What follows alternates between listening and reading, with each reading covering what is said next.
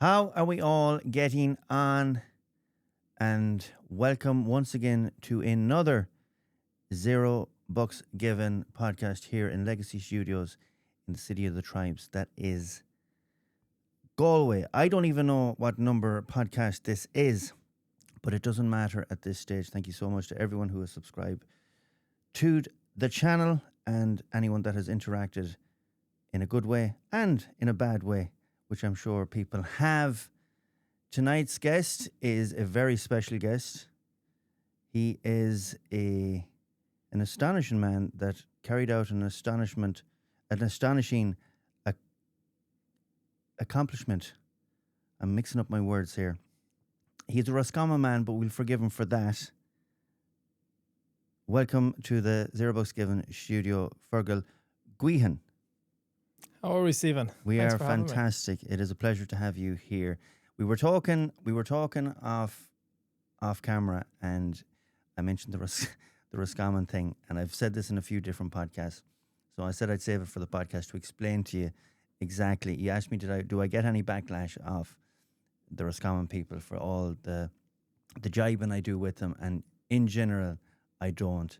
About 99% of the Roscommon comments that come back to me really get the crack and enjoy it. That's why I keep doing it, because I know that Roscommon people are mighty, mighty crack. It all stems, I'd say, from the GAA and the rivalry that was there, and that whole thing, and the fact that Balladreen was stolen by Roscommon 120 years ago, and I want it back.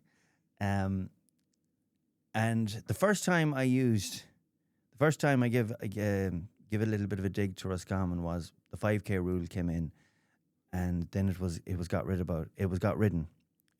of back in lockdown, and everyone was happy that they could go more than 5 kilometers from the house, and that was it. That was the only restriction that was lifted. And I was like, "What are you all getting excited about?" I said, "Basically, you're getting excited about being able to go into county from Roscommon," and it went nuts. And so much so that a bus errand driver stopped his bus in the middle of the street in Ballina with a full busload of people, got out, ran across the road. He said, "Keep giving it to them Rossies." And then I had another couple of different Roscommon jibes. And I met a busload of Roscommon people in Swinford one day. And they came up to me and they said, "Love the videos, and we're from Roscommon." I said, "Listen," I said, "it's only a bit of crack." I said, I'll go easy on you from now on." And they're like, "Well, you fuck." So we love it. We love the banter, and in general, Roscommon people do, and I love Roscommon people, and I love the county as well. As we were saying off camera, it's a very mythical county. There's a lot of myth in Roscommon, no more than Sligo and a little bit of Leitrim. So it is a beautiful county, and anyone that says that off the YouTube channel, off the podcast, I'll deny it. But anyways, we'll get into it.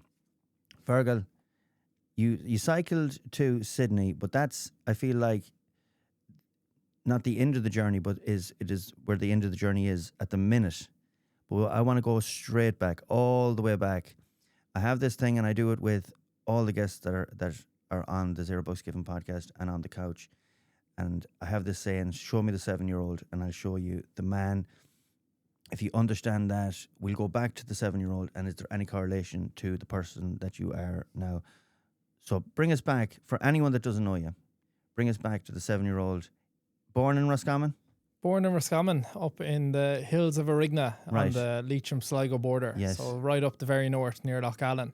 And I would have grown up like family of 5 children, and I was the youngest. Okay. So yeah, tight Well in looked age after. too. Well looked after, yeah. I think my parents had 5 children under the age of 7. So that was tidy going, tough, yeah. and during the recession. So Oh, yeah, not easy. So I think the best thing they ever did was they never really showed their kind of money troubles or any of that to us. So those that do but know Irish me know parents are I'm great at. yeah, they know I'm fairly optimistic, and I guess that would be a reason how. But in my primary school, there was only like 32 in it. So I think people from the west of Ireland in the whole school. In the whole school? Yeah. It was 32 in my class. Yeah, In national school. It was just a big school. No, there was 6 in my class, and that was the most for a class. Yeah. Yeah, 2 behind me, there was none in it at all. So that shows how Okay. rural we are, yeah. And then it would have just been a kind of rural upbringing with farming being the centre of it, and GAA. So I guess from the age of 7, all I was doing was playing football and going out and helping my dad on the farm. Yes. Not that I was much good or had much interest, but I was still there. I was a number. Yes. And then I guess I would have went off to secondary school in Drumshanbo, just across the border in Leitrim. Yes. And the whole time, you know, it was always Gaelic football. Yeah. The whole way up. I was playing underage with Roscommon, under 14s, under 16s, minor, under 20s. And that's all I lived for was football and playing with my club, St. Ronan's. Yeah. So there was... Shout out to St. Ronan's. St. Ronan's. So there was never any interest in a bicycle at all. Like I barely remember even cycling too much. Okay. So, then when I was getting to the end of my school days, I was like, well, what am I doing next? And I would have been all right in school, but not excellent. But I ended up getting... This is secondary school we're talking. Secondary school, yeah. So I went forward for 10 years there quickly. I said I'd go into nursing. So I always wanted something to do with people. Yeah. And in healthcare. So I dived into the world of nursing, and I moved up to Dublin for that. And it was one of the most amazing few years where I was working in St. James's Hospital. Okay. From the age of, I think I was 18 when I was in first year. Mm-hmm. And it's a fairly busy hospital. It is. And you spend, I think it's 8 weeks on the wards in first year. So I slowed to dropping out when it came up to Christmas because we were learning about Florence Nightingale and all sorts like that. But they bring it back to Florence Nightingale. Yeah. Oh God, That's incredible. I was near like, what am I doing here? Like it was like. So. Well, I suppose the care. It hasn't changed, the care of the patient. Mm-hmm. Florence Nightingale, she revolutionised, not to get into a history class, but didn't she revolutionise nursing? Yeah.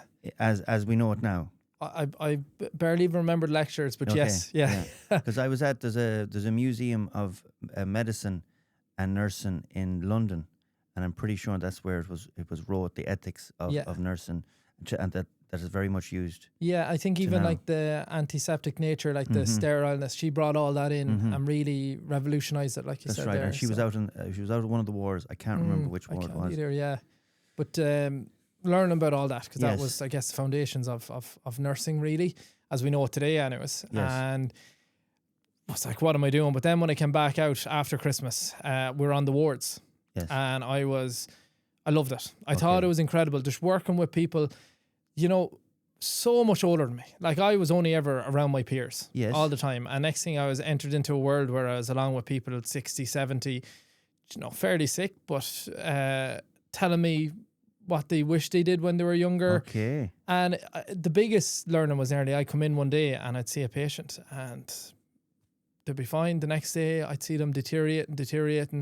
And they're the same. Their mindset's the same and everything, but they're physically they're losing themselves. And there was one patient that really stood out that I was with him for the entire deterioration that happened very quickly, and it really stood with me. Really, really stood with me. And I realized how fickle life can be. Can be taken so quick. Like absolutely. We're so lucky. And I was here 18 at the time, going like, can I go out tonight and enjoy some drinks with my friends when I literally was there for a debt, you know, at 18 of this stranger who was a stranger, but I got to know him over the 4 or 5 weeks. Did you take it on board? As much as I could for an 18-year-old, yeah. Yeah. Did it affect you? I would say it affected me positively, if anything. Okay. Thankfully. Yes. I had a sister that was studying medicine, so I was able to confide in her, and I remember breaking down in tears coming back from, I was on the 123 bus, I think it's the 123, on the way from St. James's back into town, calling my sister and going into her house and having a cup of tea with her and telling her about it all. She's whatever, 6 years older than me. So it's great to have that mature head nearby. But yeah, it really... advice and experience. Yeah.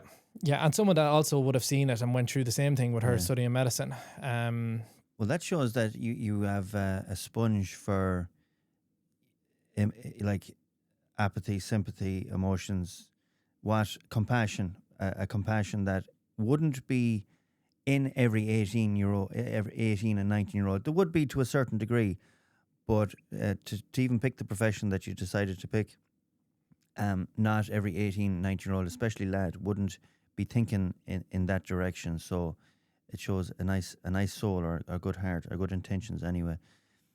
So that's your first year. Yeah. And then it continued on until COVID. Okay. And COVID just it really magnified everything, where I was in third year and we're taking off the wards, but they needed help in the intensive care unit in St. James's Hospital. Yes. So myself and a few other students were sent up to work as healthcare assistants. Now we're getting paid. We didn't have to do it, but yes. I was living in Dublin May as well. There was not much you could do anyways. And we were working, I think it was 4 12-hour shifts, night shifts, in the intensive care unit as a healthcare assistant, helping as the proning team. So a proning team is when a patient had COVID and they were on a ventilator. Mm-hmm. So they're in the intensive care unit, they're unconscious, on a ventilator. I think it's 6 hours, they'd have to be flipped from their stomach onto their back, or vice versa. Okay. And this helps with, I guess, them recovering from COVID. Yes. And yeah, I would have spent then a good, 4 months coming up, helping clean patients, helping, the nurses, whatever they need, and then helping up proning, flipping. It takes 6 people to do it. Yes. To flip a person that's on a ventilator. Would you found that it was? Had you ever been in the intensive care ward before this?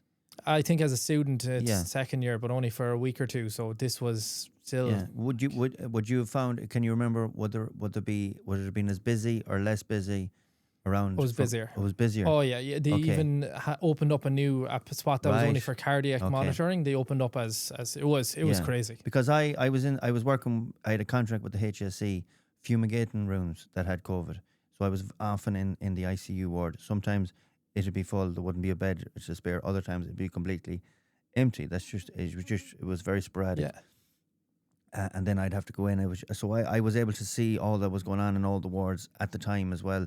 Like we were getting, I was walking out one door, and by the time I got to the car, I'd have another call to go back in again. So it was great for me. I was getting paid for per call, so it was grand. But so I seen all that was going on, and there was a lot of people under pressure, a lot of nurses. So I've always great time for the nursing profession and the doctors and surgeons. But then there was times then it was like a ghost hospital. It was just the way it was. It came in waves, didn't it? Came in waves, yeah. Yeah, this was the very beginning when I was there, so it was fairly hectic. Yes, and then it would have come in waves and all. But St. James's was definitely one of the busiest in the country. is a busy hospital at the best of times. I was in St. James's a couple of times. They do all types of treatment. Oh yeah. Because Beaumont, I'm sure Beaumont do, but Beaumont would be for head injuries and that sort of neuro, thing. Yeah. And then. Is it the Coombe that's for children? Children, and then you have Vincent's is another specialty, and they all have certain specialties. It might be, yeah. No, I think James is on ecology. Is maybe one of those, but they all do it. Yeah, but they all have certain specialties. Yeah, exactly. Yeah, there's someone there giving out to me now saying, "No, that's not the one." Yeah. Relax. Yeah. Jesus. So, did you see it? Did you see it through? I seen it through, yeah. It was like you were just watching people my own age, even like some cases there was someone that was only 23, 24 in there, and when a person is on a ventilator, it's unbelievable what the body goes through. Yes, like the muscles not being used, the body, the way it's all the different drugs on it, it's mental. And seeing all this, it again really. Resonated with me that I'm not going to live forever again. Yes. So then it came to me graduating, and instead of going off with, I say it was about 30 nurses off to Greece to go for a sun holiday. Yes. So any lad's dream, Yeah. I would have been in my element, but I was, had enough of my nursing friends. I said, no, now is the time, especially after seeing everything. I want to get out and see something, see the world. And at the time, there was a guy I followed, Johnny Ward. He's Irish. And he brings people to different places around the world. So he was bringing people to Mauritania in Africa. I think it was just a few months before I graduated, and I said, all right, I'm going on that. Okay. So I signed up to that. I went solo traveling around Morocco for a few days. Okay. Then I got to Mauritania, which is just below Morocco. This is after you've graduated? After, after. Yeah. And unbelievable. I rode the iron ore train, which is a train that brings iron ore from the Sahara Desert out to Nullarbor, the port town in Mauritania. So you're on it all through the night, sleeping on top of iron ore. But not only did we do that, we went near the eye of the Sahara to like these cities that one city was covered twice by sand, and they had to rebuild the city. Okay. I forget the name of it right now. But what I discovered was that, well, no one's trying to kill me. And that's what my parents growing up in the west of Ireland. Always a thumbs up for travelling. Yeah. Well, that's it. Like my parents growing up in the west of Ireland, I'm going off to Africa, I'm going to die. Yeah. And I was like, people they loved getting on with their own day. And I realised that the world's not as dangerous as, it was made out to be. Yes. So that was a massive learning curve. And then to just fast forward a few years later, I would have worked for 1 or 2 years as a nurse. I guess to get into it more was that I was big into running. During COVID, did you keep up the Gaelic? I did, yeah. Okay. Yeah, the whole time, yeah. We're a junior club in Roscommon, so we're struggling for numbers. So the senior football team is a junior team. Yeah. The highest grade is junior for us. But I was big into ultramarathon running, and I remember this was during COVID, and things opened up a bit. And I told all my friends I was going to go and run an ultramarathon race, and I just didn't. Okay. I went back out on the beer every weekend with my friends, and that had a massive impact on me. I'd seen my friend, he would have had a forgot that I told him I was going to run an ultramarathon. Yeah. But sure, I remembered. And I lost so much confidence from that. So then fast forward to when I got the idea that, right, I'm moving to Australia like most young people my age. I was 24, 25 at the time. Right.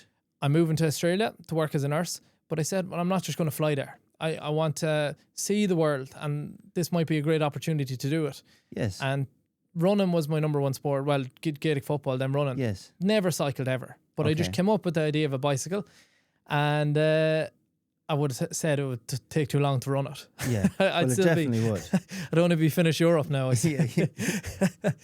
the time you get to Australia, the world will be over by then. Yeah. Well, it took a long while, if I ever made it at all. And that's when it came to the stage where, well, if I'm going to start telling people, I'm going to have to do it, because I don't want to feel the same way I felt when I didn't run the ultramarathon. Accountability for yourself. Mm-hmm. So I knew once I started telling people, that was it, non-negotiable. Okay. And I started telling people. Had you a plan? I had a plan. Did you start telling people first? It was a year off. Okay. And I had a plan that it was save up as much as I can. Yes. I was working in Dublin at the time. Nursing, yeah. Okay. And then it was to move home for a little bit, save some more. Yes. And it's hard to save in Dublin. Oh, very hard. Yeah. Bar the fact that it's very expensive to rent. There's too many temptations. Too many. The creamy pints are calling. Having a Mayo girlfriend probably didn't help either. Well, then, they're very expensive. But no, I then it got to September, so I left in March time. It got to the September before, and didn't I tear my cruciate ligament? I ran a marathon and without any training, and a week later, I was out running and I ended up tearing my cruciate. Right. So that was not a good sign. So that was the make or break of my trip. I had this out. I was telling everyone about it. For those that don't know, geez, I haven't even said it yet. I cycled from Ireland to Australia. I had this out, and I said, well, why don't I turn this obstacle into the way? Like, this was get the operation, do the rehab, and also why the time I'm off work, sit down and plan my route. Yes. Call people that have done it before. Yes. Just get everything in place. Start buying equipment. Yes. And that's exactly what I did. And honest to God, if I didn't tear my cruciate ligament, I never would have left. I never would have had that time. Yeah. It's so funny, because even the GA club wouldn't have let me left. Yes. I'm come from a rural GA club. Every single body counts. Yes, of course. And I love my local community. The GA club is your life.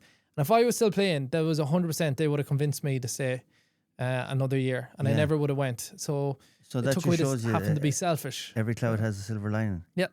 And the other thing is one of Gareth Brooks' songs, "Thank God for Unanswered Prayers." So sometimes when something bad happens, you turn it around and you make it good. The obstacle is the way. Yes. Yeah. Yes. The thing that's great saying. In your way is your path. Yeah. Yeah. So then it came around to a good one was I had to buy. So I got my cruciate ligament operated on. Okay. Then it was, well, I have to buy a bicycle. I'm not a cyclist, never cycled. So I went on adverts.ie and all I knew is that I needed to buy a steel frame bike. Okay. So looked up, seen a steel frame bike. Perfect. Why? I know nothing about bikes. It's the least likely to break. Okay. Carbon will break straight away, and aluminium will break over time. While steel will just without holes. So I didn't even know any of that. I was just told at the time. So I seen there was a young lad selling it up in Leakslip. So I got in, put my crutches into the back of the car, got in, drove up to Leakslip from Roscommon, and was kind of getting dark. I pulled into a Lidl, and there was a young 17-year-old selling his bicycle to fund a few weeks of beer before starting DIT, study engineering. So doing completely the opposite to what you're doing. Yeah. So I get out of the car and I walk up to him or limp up to him, and I say I'm going to cycle that bicycle to Australia. And he looks me up and down, the 17-year-old, and he goes, "Are you going to buy it or not?" So, hell. I mean, like, me with crutches. Yes. Who's this fella? Like, are you going to buy it or not? Like, so, right. That was a bit of a low blow then, and I bought the bike, and that was it. That's Nimrod. It's my bicycle that I ended up cycling the whole way to Australia. And is that the bike that ended up in Australia? The bike the whole way, yeah, €600 second hand. Not bad. Yeah. For bikes, because I know they can be very expensive. Oh, yeah. That was one of the cheapest from everyone I met on the road. Yeah. So yeah, I carried on then got more equipment and came to March time. I also needed an external motivator for doing a journey this long. I knew I would have been motivated to do it, but it was going to be tough times. I needed something that was bigger than me. Yes. And that's when I was like, right, I'm getting the two charities that mean the most to me on board. And that's the connection that we have. That's the connection that we have, apart from the fact that I was following your journey on the way down, and we were in Australia when you were on the way down to Australia. And I remember doing a video. I said, because it took us so long with all the missed flights, and I done a video when we did get there. I said at one stage I thought the fella that was cycling down from Roscommon to get here before we did. But so that's the connection. Stop, Northwest Stop, and Mayo Roscommon Hospice. Two charities. I ran the coast of Mayo for Mayo Roscommon Hospice a few years ago now. Another very good charity. Angelina Nugent was there when at the time I done the charity. I think she's gone now since. So you then picked. Had you a date set? I had a date set which was March 2024. Okay. Yeah, and the two charities meant the most to me, and I had this external motivator. And sure, I took off on my bike the March time, and I had the only people really following time was just the local community. Yes. Because I wasn't great for social media or anything. Yes. The only reason I started documenting online on Instagram was to prove I was actually doing it. Well, yes, it's a log. It's an account of what you're doing, and whether you like social media or not. And I keep saying this. Sometimes I hate social media, but I do realize the power of social media. You couldn't, like, it's impossible to get a TV station to follow you all the way down. So you can, the beauty of it now is we've so much power at the end of our fingertips on it with a phone or a mini camera or what do they call them, GoPros, that you can document and record everything every minute of your day. So it is a great, powerful tool as well, and you used it 100% the right way. Yeah. It's and that's a great point, because for me at the time it was solely for that. There's proven that I was doing it, but my journey never would have turned out what it is. It wouldn't have raised as much money for the two charities, or it wouldn't have kept me more accountable for what I was doing. Or I like inspired as many people along the way, educated people. So yeah, the social media can be used to such great ways. This is the proper way to use it. Yeah, can be manipulated in a lot of ways too. So you got yourself fit and healthy again. Right. Just about. I couldn't really run, but I could cycle. Okay. Because you know that, like, I prefer running to cycling, and some people it's the other way around. But they say that cycling complements running, but running doesn't complement cycling. So you got yourself back fit and healthy. Had you any fears before you set off? I was having nightmares the few months before I set off of being in the middle of, like, I would have had my route really looked into, and I would be I'd be looking at a map, and I'd be, what does it look like there in the Pamir Mountains in Tajikistan, or what does the Tibetan Plateau look like? What does this road in Laos look like? You know, all of them little little parts of my journey, I was like, is there just intrigued. one route, or could you have picked a few routes? Oh, lots of routes. Could have picked a good few. Now, I picked the one that had the least amount of flying as possible. And I did. So people do different routes, and they might go south of the Himalayas after I went through Iran, Afghanistan, Tajikistan, China. Even when you that it seems so surreal, south of the Himalayas. I mean, it's a nuts. It's like south of the Ox Mountains in Sligo. You know. Yeah, well, it's literally If I went north, so I did go north. Now it was a continuous that I could go around the Himalayas and then down into Southeast Asia.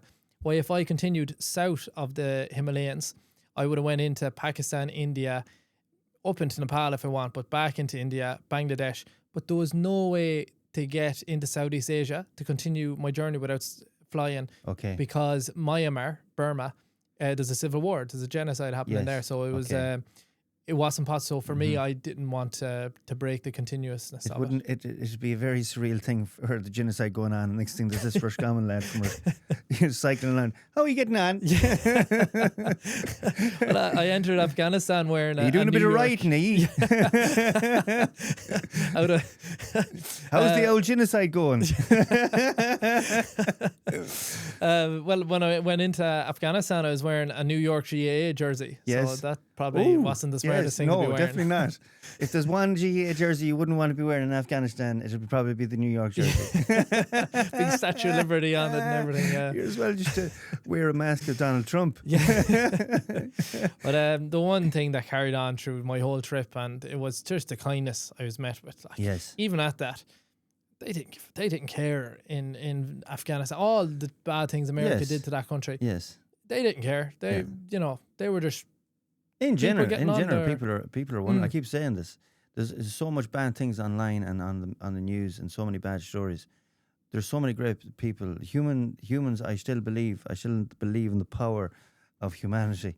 I really do. I want to believe it, and I think I just keep hoping that it's going to go full circle. But let's not even get there. You haven't even got your arse on the bike yet in Roscommon. So you set off from Roscommon on your own? On my own, yeah. And I would have had the nightmares before, like I was saying, and like what was am the I feeling? Into? What was the feeling the night before, the morning of setting off?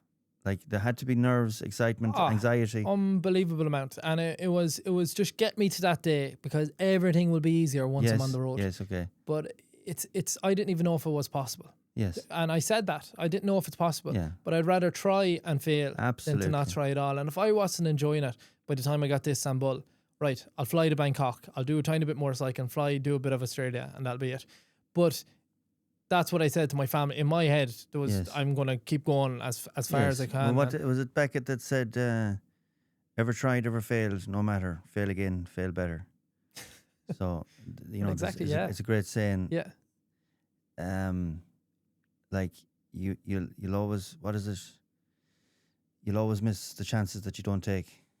Mm-hmm. Yeah, and anyone could have took this chance. Like, I was not a cyclist. Yes. When I left, I didn't even know how to change a bike tire. Yeah. That shows how raw I was. That'd be handy to know when you're cycling to Australia. There was enough things to do. Convince the parents that I wasn't going to die. Okay. There was I did a promo video to tell people I was doing it, and to just highlight that I'm doing it for the two charities. Okay. So I was in the back garden, the tent out, was getting a fella, Liam, was recording me getting into the tent and everything, and my dad comes out, and my dad is a lovely man, but he's very emotional for an Irish father. Yes. And he had tears in his eyes, and he just went, "How are you going to sleep in that for the next year of your life?" Yeah. Little did he know it'd be 2 years, but for the next year of your life. And I didn't have an answer for him. Yeah. I was like, with I don't know. Or brute force and ignorance. exactly. We're all ignorant to use it to your advantage, and that's I guess what I said to him was like, you say that Irishmen, Irish fathers aren't emotional. I think we're the most emotional men of all. It's just that we were very good at hiding it. Yeah. But that's for another time. I can understand. I mean, he's worried. Like a father's son and daughter is their most precious thing that they'll ever have. So I forgot that you had to carry everything with you as well. This wasn't just a case of getting on the bike and cycling. Yeah, no, I'd completely self-sufficient, like having a sleeping bag, a tent, and I rarely camped before this as well. So like the camping stuff, Yes. Be cooking my own meals the whole way. Pot. Like sleeping mat. Fire or gas? Gas. Okay. Yeah. Okay. So you Yeah. bring that too. Well, gas that turns into fire. Well, I mean, kindling. Don't know what you do on my own now. Sticks and stones. Touche. But yeah, no, it would be a gas canister and you just put it on and like that was it. It was just cook up a bit of pasta every night after a full day of cycling. So anyway, I took off from the home house. The whole village kind of lined Oh, very good. Yeah, all 30 of us. Okay. And had to bring in people from other towns to make up the 30. I ventured into the Jimshambo, up to Leitrim Village, through Carrick and Shannon, and then on up to Killucan in Westmeath, near Mullingar, where my sister lived. Okay. First day done. Next day I got to Dublin. And I went up the Royal Canal and I was meeting my friends in Chaplin's Bar in Dublin. And I went to college there. That was my GA team in Dublin, the college, our college bar. So get into Chaplin's and I know the bartender, Mert, lovely fella from Tip. Bring in the bicycle. And what are you doing? So I said, I'm cycling to Australia. Sure, he's like, all right, okay, well, where'd you start? And I said, Roscommon. How long did it take you? 2 days. I'm quick as a flash. He said it'd take me 2 hours. And I was there waiting for her to order a pint and he just walked away. How do you mean 2 hours? As in, like, he wasn't giving me the satisfaction. Oh, right. No, typical.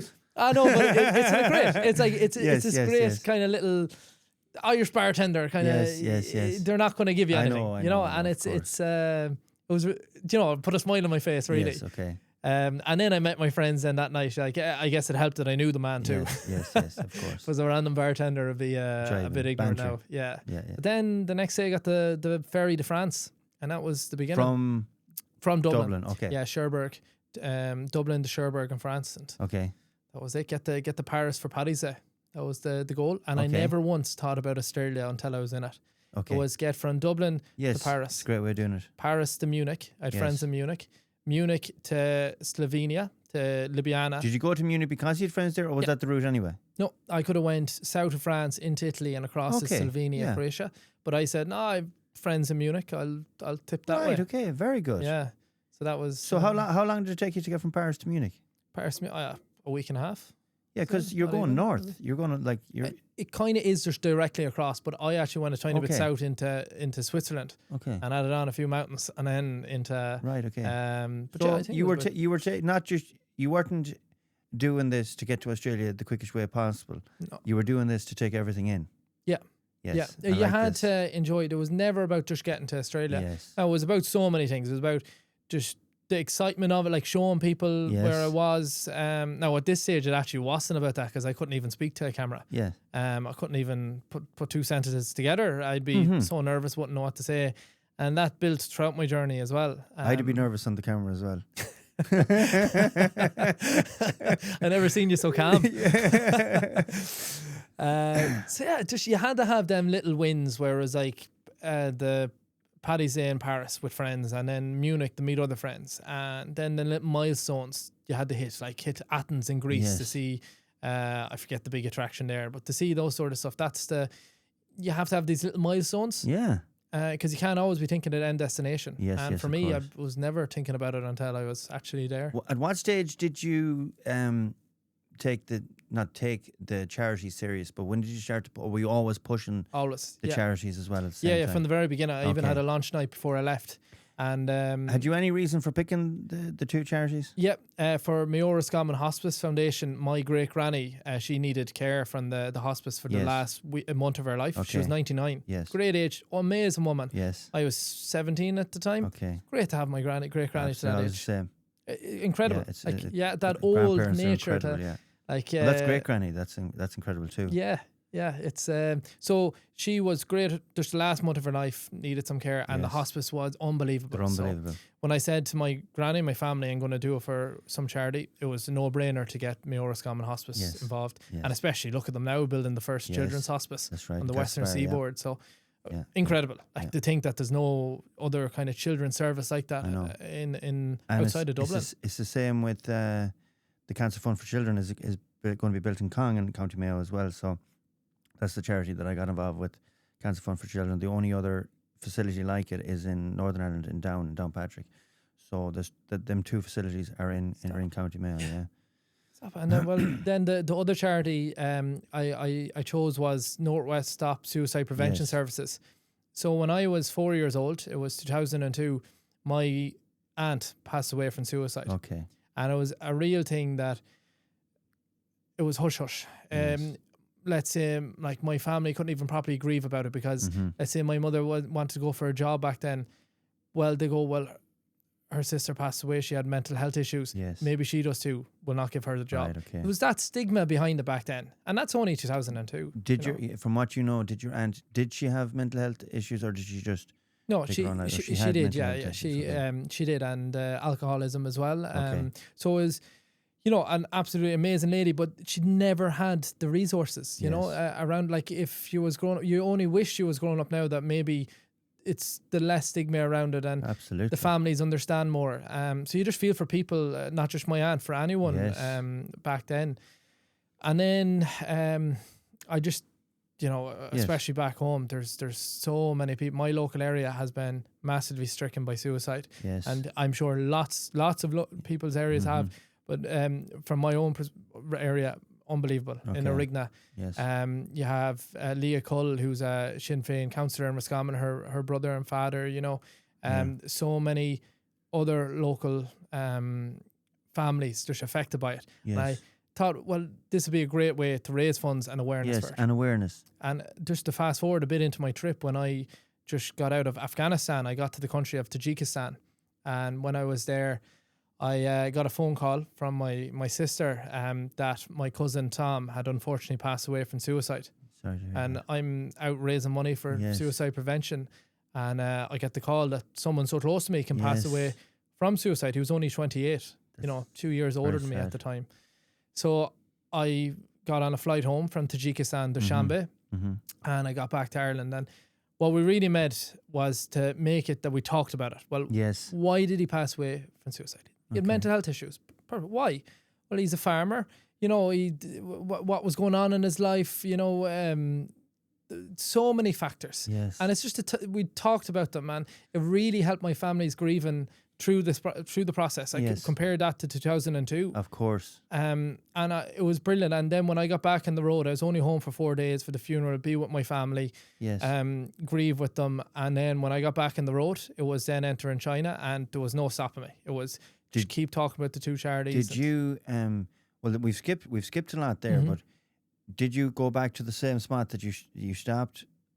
Same airport kind of thing. So my bike, so that gets into a brilliant story actually. But I did leave I flew out of Dushanbe in Tajikistan, and my visa for China was I had a 3-month visa to enter China, and there was an entry date, and that was in something like, I think it was 5-6 days time from when I flew out of the country. So there was no way for me to fly back to that city and make it into China in time. Yeah, because it's over the 3rd highest mountain range in the world, the Premier Mountains. So when I was in the hostel after getting out of Afghanistan, I met these two amazing women. This is in Tajikistan. A woman from France called Eva and a lady from Italy called Chiara.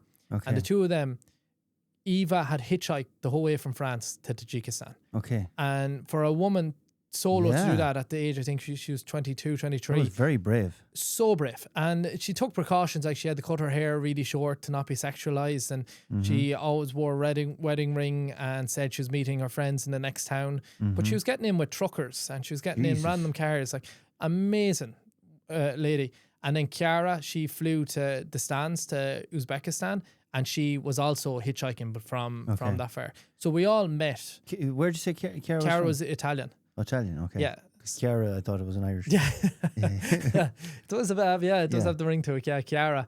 And I told, when I got the call about flying home for my cousin's funeral, I told the two of them and about the problem that I have to be in China by a certain date. And the two girls, I was in Copenhagen airport on the way home. I had to get 3 flights home. It was awful. And I was not sick at all the whole journey until I got on the flight. Was incredibly sick. Okay. I was curled up in a ball for the flights. And I remember curled up in the ball in Copenhagen airport. I got a video from the two girls saying, Hi, they all call me Rossi. Okay, So okay. my journey is yeah, Rossi to yeah. Aussie. Everyone Okay, thought my very name was good. Rossi. So I went along with it because it was Yes, easier. of course. And they said, oh, we're going to hitchhike your bike into China for you. So they hitchhiked. The two girls never met each other until a few days before. They hitchhiked my bike over the third highest mountain range in the world. And I have a video of it online, and it's incredible. Like, they're upbeat nature, the two girls. How do you mean hitchhike it? They just got my bike from the hostel, went out onto the road, stuck out their thumb, and my bike they put in the back of cement trucks. Yes. It was sometimes wedged in the side of a cement truck where it's just leveraged. Like I know how it didn't. They're snap in half. Yeah. On the back of all sorts of trucks, lorries going between Tajikistan and China. So it was just an incredible story, and That you can is find incredible. that on Instagram. It's Such human nicety. Yeah. It was a real incredible of them. Yeah. Neither of them even planned to go to China. Right. Okay. And never mind just go to China. China is a massive country.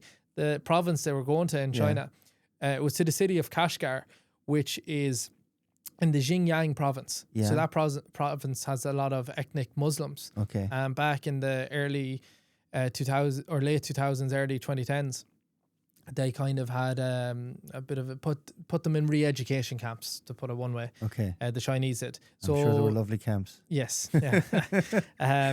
So it was a protocol, and it still is a protocol, that foreigners have to be followed in this region. So it's a very highly controlled. When you think of China and cameras everywhere, it's kind of this area. Okay. The rest of China, incredible, loved it. But this area, I was 6 weeks cycling in it. But anyways, these girls left the bike there, and I continued cycling from Kashgar. So you went straight to China? I wasn't that straightforward. I had to fly to Kazakhstan. I had to get a 21-hour bus from Almaty to Urumqi in China. And then I had to get a 16-hour train from Urumqi down to Kashgar. Okay. And then what I had to do then was I had to cycle back up that whole 16-hour train journey, which took me, I think it was 6 weeks. Oh, Jesus. Back up the way, yeah. Yeah, because it was that kind of route. The reason I had to fly into Almaty was it was flat between there and China, and I could quickly get across the border.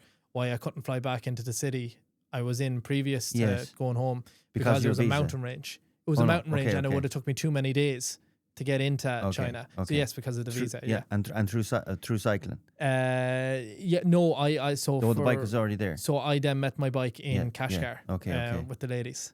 And then I had the cycle having undercover police follow me for the next 6 weeks. What's that about? Well, it was that there's the protocol in place that there has to be, every foreigner has to be followed in this region of China. Like every foreigner? Every foreigner. So you get into a hotel. It's easy. Yeah, I mean, most foreigners go from hotel room to hotel. Yeah. So when they get to the hotel room, the hotel tells the police, right, the foreigner's here. They tick off that they're gone from there to there. When you say following them, do you mean like 100 meters behind, or just waiting for you at the hotel? Not for these, yeah. So the hotel check, and let's say if one foreigner didn't check in for a night, well, then they'll go, well, where did these foreigners go? Okay. But for me, that's them driving. Okay. I mean, where else are they going? They don't have a tent, so usually foreigners go hotel. Yeah. For me, I was camping. Yeah. So I, from the beginning, had an undercover police car following me behind, and at the beginning it was extremely scary. Yeah. But then, I'd speak of the first time it happened was I found a nice camp spot, undercover car, blacked out SUV pulls up, no English in China, completely foreign. Okay. And this guy comes out, Google Translate, you can't camp here, you have to go to a hotel. I was like, why? I knew this was a thing beforehand, but I was just playing dumb. Why? I say I was 2-3 hours arguing with him, until he finally gave in and paid for a hotel for me. And I had to do this. So they would rather pay for your hotel than actually let you camp outside. Yeah. Okay. And then as it went on, we got to understand it better. Like, it was 6 weeks of this, that it was basically like you're cycling in Ireland. And it was just the local police stations. Right, he's out of our parish. You have to start following him. So they start following me in their own car. That's a lot of work on resources. It is, but there's not much going on in this part of China now. Like, not much like crime. Leitrim. Things are, yeah. A good example. So, and it's like, bear in mind, I didn't even say it. It's actually through the Taklamakan Desert, which is like a stony desert. Yeah. It's huge. It's the full length of the Xinjiang region. So Okay. it was kind of not a nice environment to be cycling in. Yes. And it was extremely cold as well at this time. Cold? It was winter, yeah. Okay. So I only meant to be a year on the road. So I had a plan pretty well. But I ended up changing my route. I got some confidence on my way. And I said I'd go through Iran and Afghanistan instead of my alternative route, which was north of the Caspian Sea through a tiny bit of Russia and then into Kazakhstan, Uzbekistan. So you're going all over the place. Yeah, well, you're going north, south.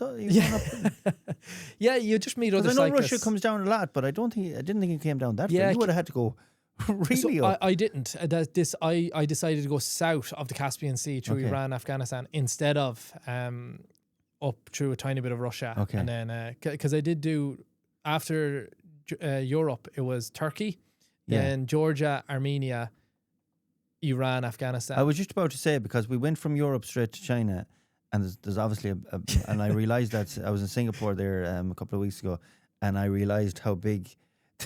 Well, I should have known from going to Australia before, but there's a huge gap between the end of Europe and China. Yeah, so that whole Middle East. Yeah, the stands, Central Asia, and everything. Yeah, Middle East, the stands. Yeah. Okay, we're gonna leave it in China at the minute. We're going to backtrack a little bit from Ireland to where you are now.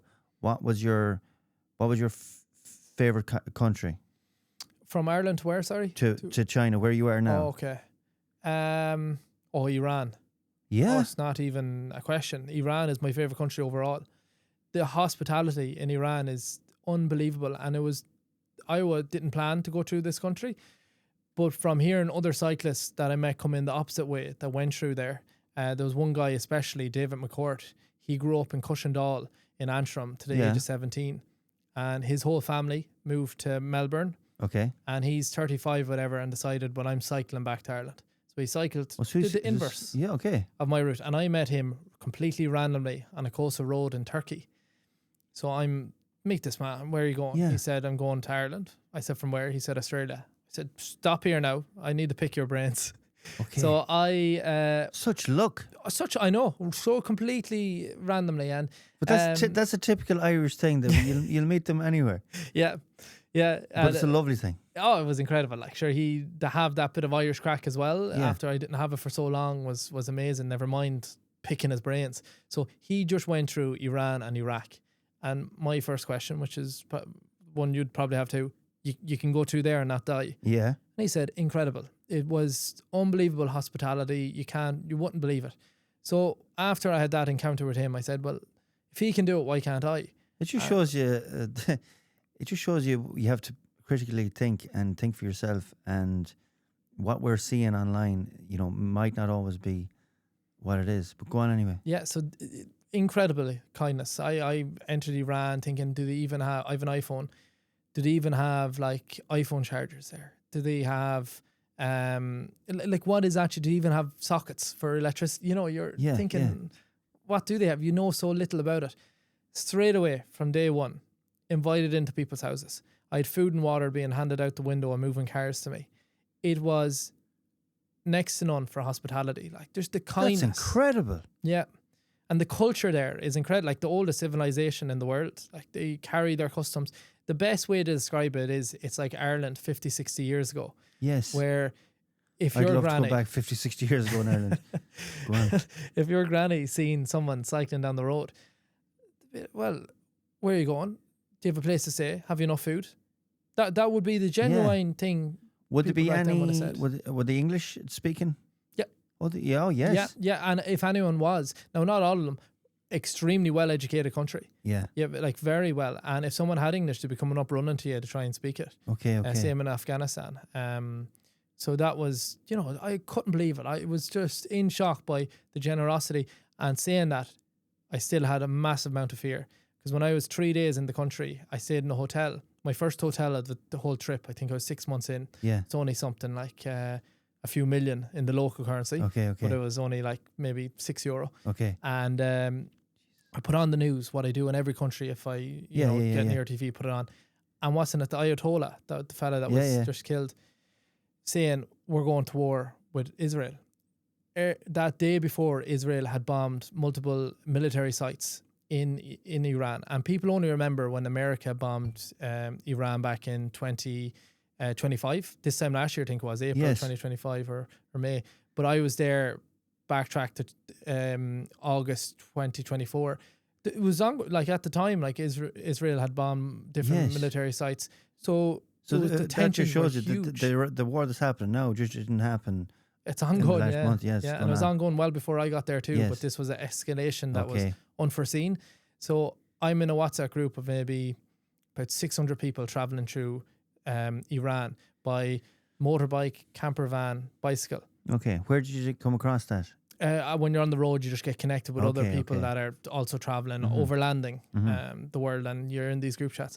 And after this was announced that like he was saying we're going to war with Israel, 550 people in this group chat left the country. Okay. And I was one of 50 people left just twiddling my thumbs, paralyzed with fear. Okay. And the biggest concern in Iran is being questioned as a spy, because it's the government you're fearful of. Yes. Not the people are people. obviously, Governments are governments. Yes. I've always said this. No more than our own. Mm-hmm. Yeah, exactly. So that's just a massive learning curve. And I still had that massive fear in the country because I always had that possibility of being questioned for a spy, which actually did happen later on down the line in Iran. In Iran.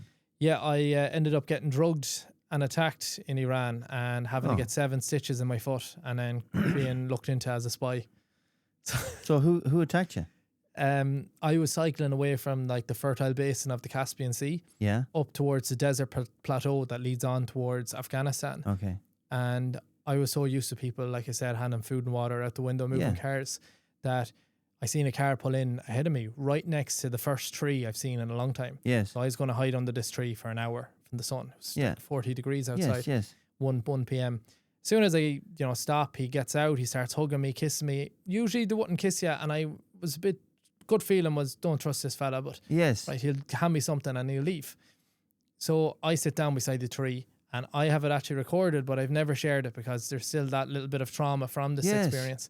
He opens up his glove compartment and he takes out a black bag, and inside it are 2 juice cartons, and he hands me one of them. And what he had done was he injected something into that previously, and I drink it. And within 2 minutes of drinking it, I'm losing motor function of my arms. So straight away, I knew he'd done something.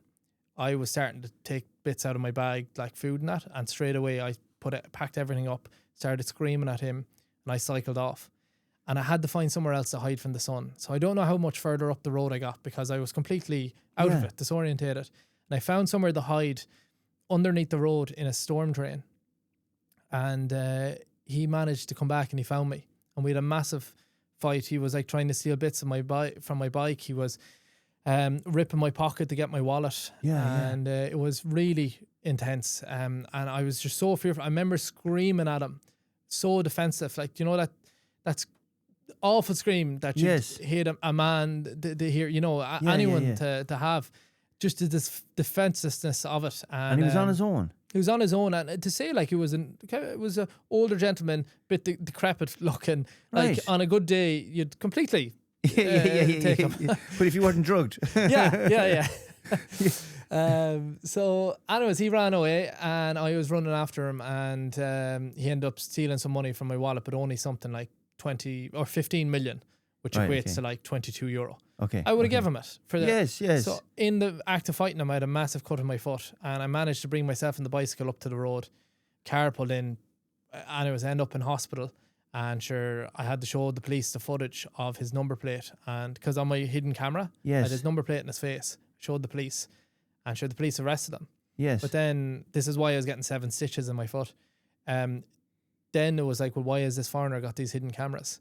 So I was being looked into as a spy for the next 7-8 days. And what a bad spy I would have been. Yeah. Here's all the footage. Yeah. We're getting drugged. Fucking hell. Yeah. So that was the lowest low. Roofies, give me a few of them.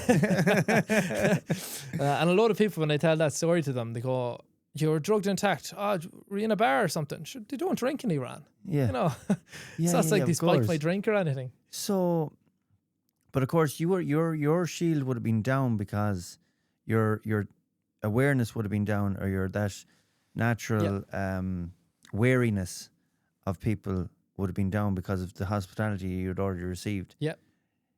That must have put a little bit of a taint on Iran, which up to that had been your favorite country.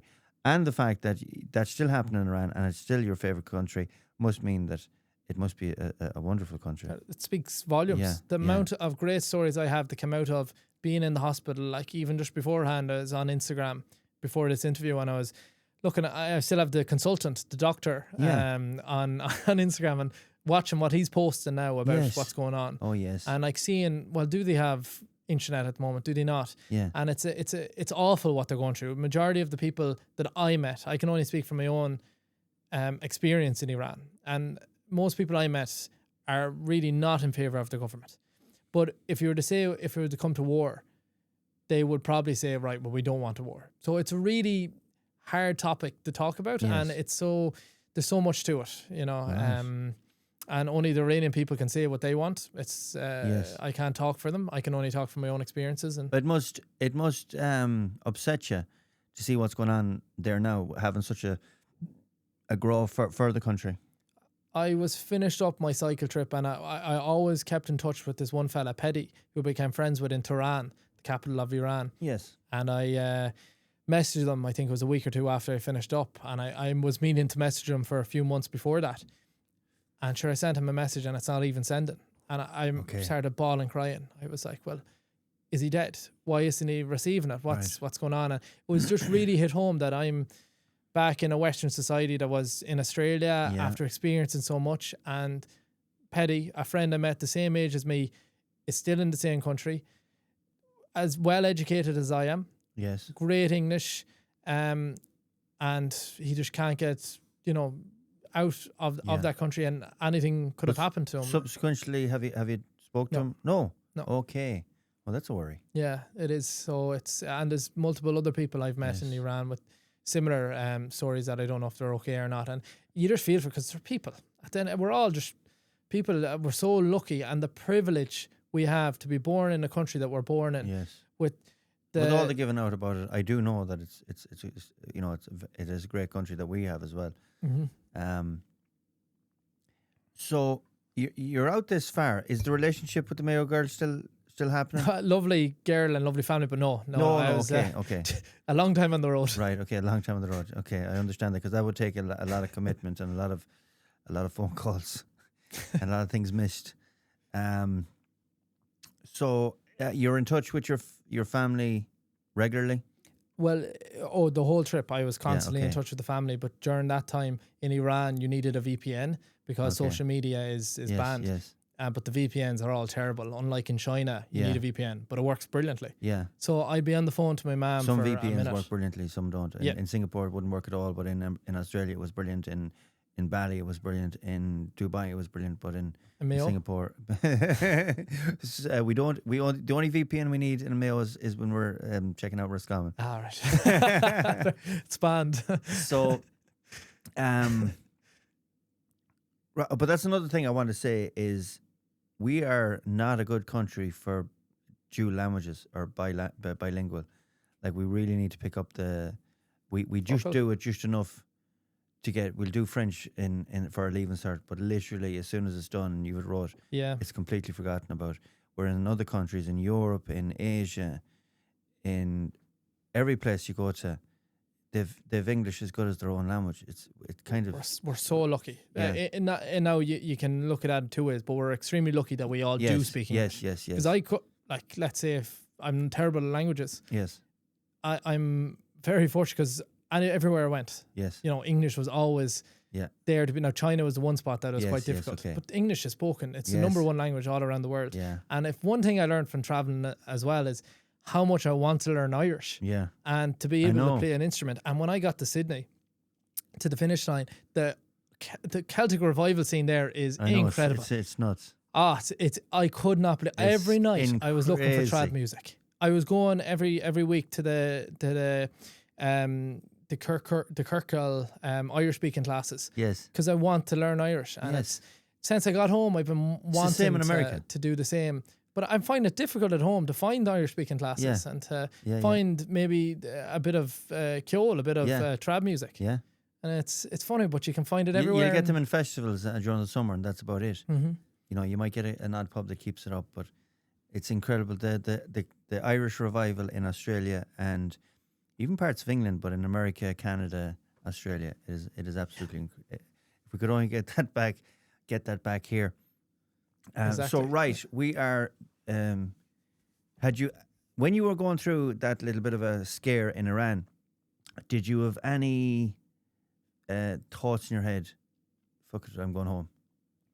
It was a bit like purgatory, where I couldn't move the hotel. I was sent to a certain hotel, and I couldn't leave that hotel. So it was kind of like, well, I can't go forward, I can't go backwards. While I was recovering, and also why they were looking into me. Okay. That it was the worst time in my life. I was like, well, what am I doing? And the foreignness is one thing that can't really be portrayed. Like, I can really set examples like how, like, the streets are completely different than anything you could imagine. Like the heat that was there at the time, there was so much to it that is so foreign, and you're only processing so much, that I was so overstimulated.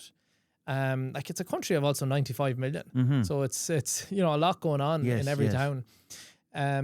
In the hotel, were they putting you up in the hotel, or? No, I had to pay for it. Oh, shit. And that's another story, and it's honestly, to get into how I ended up paying for that, it's beyond, because you can't, your bank card doesn't work in Iran. Okay. You bring in cash and you convert it, but I was running out of cash, so I actually didn't have enough for this amount of hotel stays. So we had to somehow get money wired into the country for me. Right. And long story short, my mom knew someone that knew someone that knew someone from Iran who was able to send money to an Iranian family who drove 2 hours to give me money. Again, another human. Incredible. Yeah.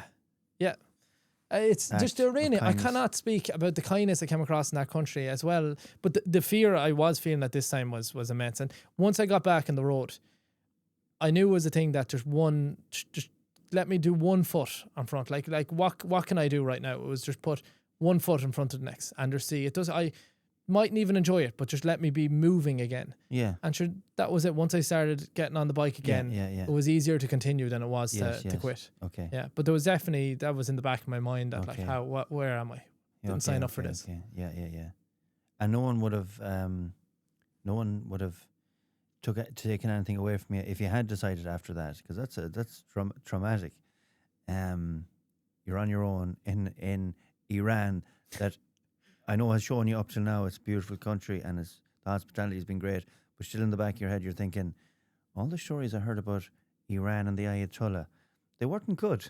So, no one would have blamed you for coming back to it, but you kept going. Kept going, and it didn't get easier. I had Afghanistan next. So I would have met there's loads of people doing what I'm doing, cycling around the world. Mm-hmm.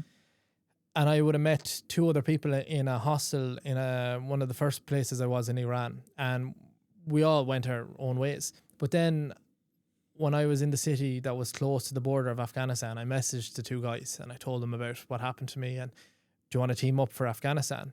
And sure, the 3 of us ended up getting together and cycling into Afghanistan together. A French lad and a young German lad. Right, okay. And sure, we took on a month in Afghanistan, which was massive contrast to Iran. Okay. Like to have the perspective to see how different each country is to the next, and like it was night and day. How do you between mean the different? borders. Why was it different? Well, it went from buildings to mud hut houses. Okay. It was. Oh right, that way. Yeah. And then when you're crossing borders as well, because you're on a bike, do you have to go through like a border patrol? Yeah. Well, you do. Oh, there is. So I get to skip all the cars at least, and everything. But my bike sometimes still needs to be, all the bags have to be taken off and put through a scanner. Yes. And it's a massive pain. And that was a crazy border. Like crossing from Iran into Afghanistan I was met with a sandstorm. Right. So it was first ever sandstorm. Okay. It was crazy. Like, I mean, it was coming in on my left hand side. So you'd be leaning, you couldn't even see. I'd have a buff up over my face. Could only see as far as I am to you in front of me. Yeah. And you had to be leaning into the wind. Yeah. And you're just getting pelted by sand. For the next months I was taking sand out of all crevices. But as you're leaning into it. As bad as hailstones? Oh, jeez. Worse. I swear it was hurting how hard it was hitting. And you're leaning into it. And if a car or truck goes by, you're kind of the wind is blocked. So all of a sudden you're almost swerving in to I the get truck. you, for the shelter. So it was, because it blocked the window. How and do you're they? They must have modified the cars for the sand not to go into the engines or grills. They have windows. No, no, it's No, into the grills, into the engine. Oh, I see. It still gets in. Yeah, okay. No, it must still get in. Yeah. It's there's no way of getting sure. Okay. And then I got so we couldn't put up our tents. First day in Afghanistan, didn't even have Google properly to look up how I didn't plan on nearly going through Afghanistan when I was in Iran. I meant to do Turkmenistan. Okay. But it ended up you'd have to be getting a train through the country. You weren't allowed to cycle through it. Oh, right. So I decided a lot of went on. We got to a mud hut village and we were like telling the people outside, no English, but like we're trying to say, with somebody we had to get them to bring a fella that spoke English and say, is there any place to sleep? We can't put up our tents because of the wind and the sand. And the whole village came out and brought us into this like guest room. So just a room like this, a carpet. Yeah. Just place a few pillows for you to sleep on the ground. That's where they usually eat and everything is just fold them, their feet on the ground and they eat there and everything. But there was a conveyor belt of men the whole evening coming into the room talking to us. As nice as you could imagine. Now, Okay. In English? No, we actually, some of them had English, but we had the local language, which I think in this part of Afghanistan was Farsi, the same as Iran. I was in one corner, the French lad was in another, and the German in another. I'm sure we all had Google Translate just chatting to whatever 3-4 people around us. Yes. And we're getting on great with them, amazing food. I asked the question, what do you think of the Taliban? And holy shit, it was brave. It was brave. I got maybe a bit too confident. And one of the guys, he almost like went to put that phone down and he was like looking around and he was seeing, and then he pointed over to one of the guys who was chatting to the French guy. Yeah. That I was cycling with, and he went, he's Taliban.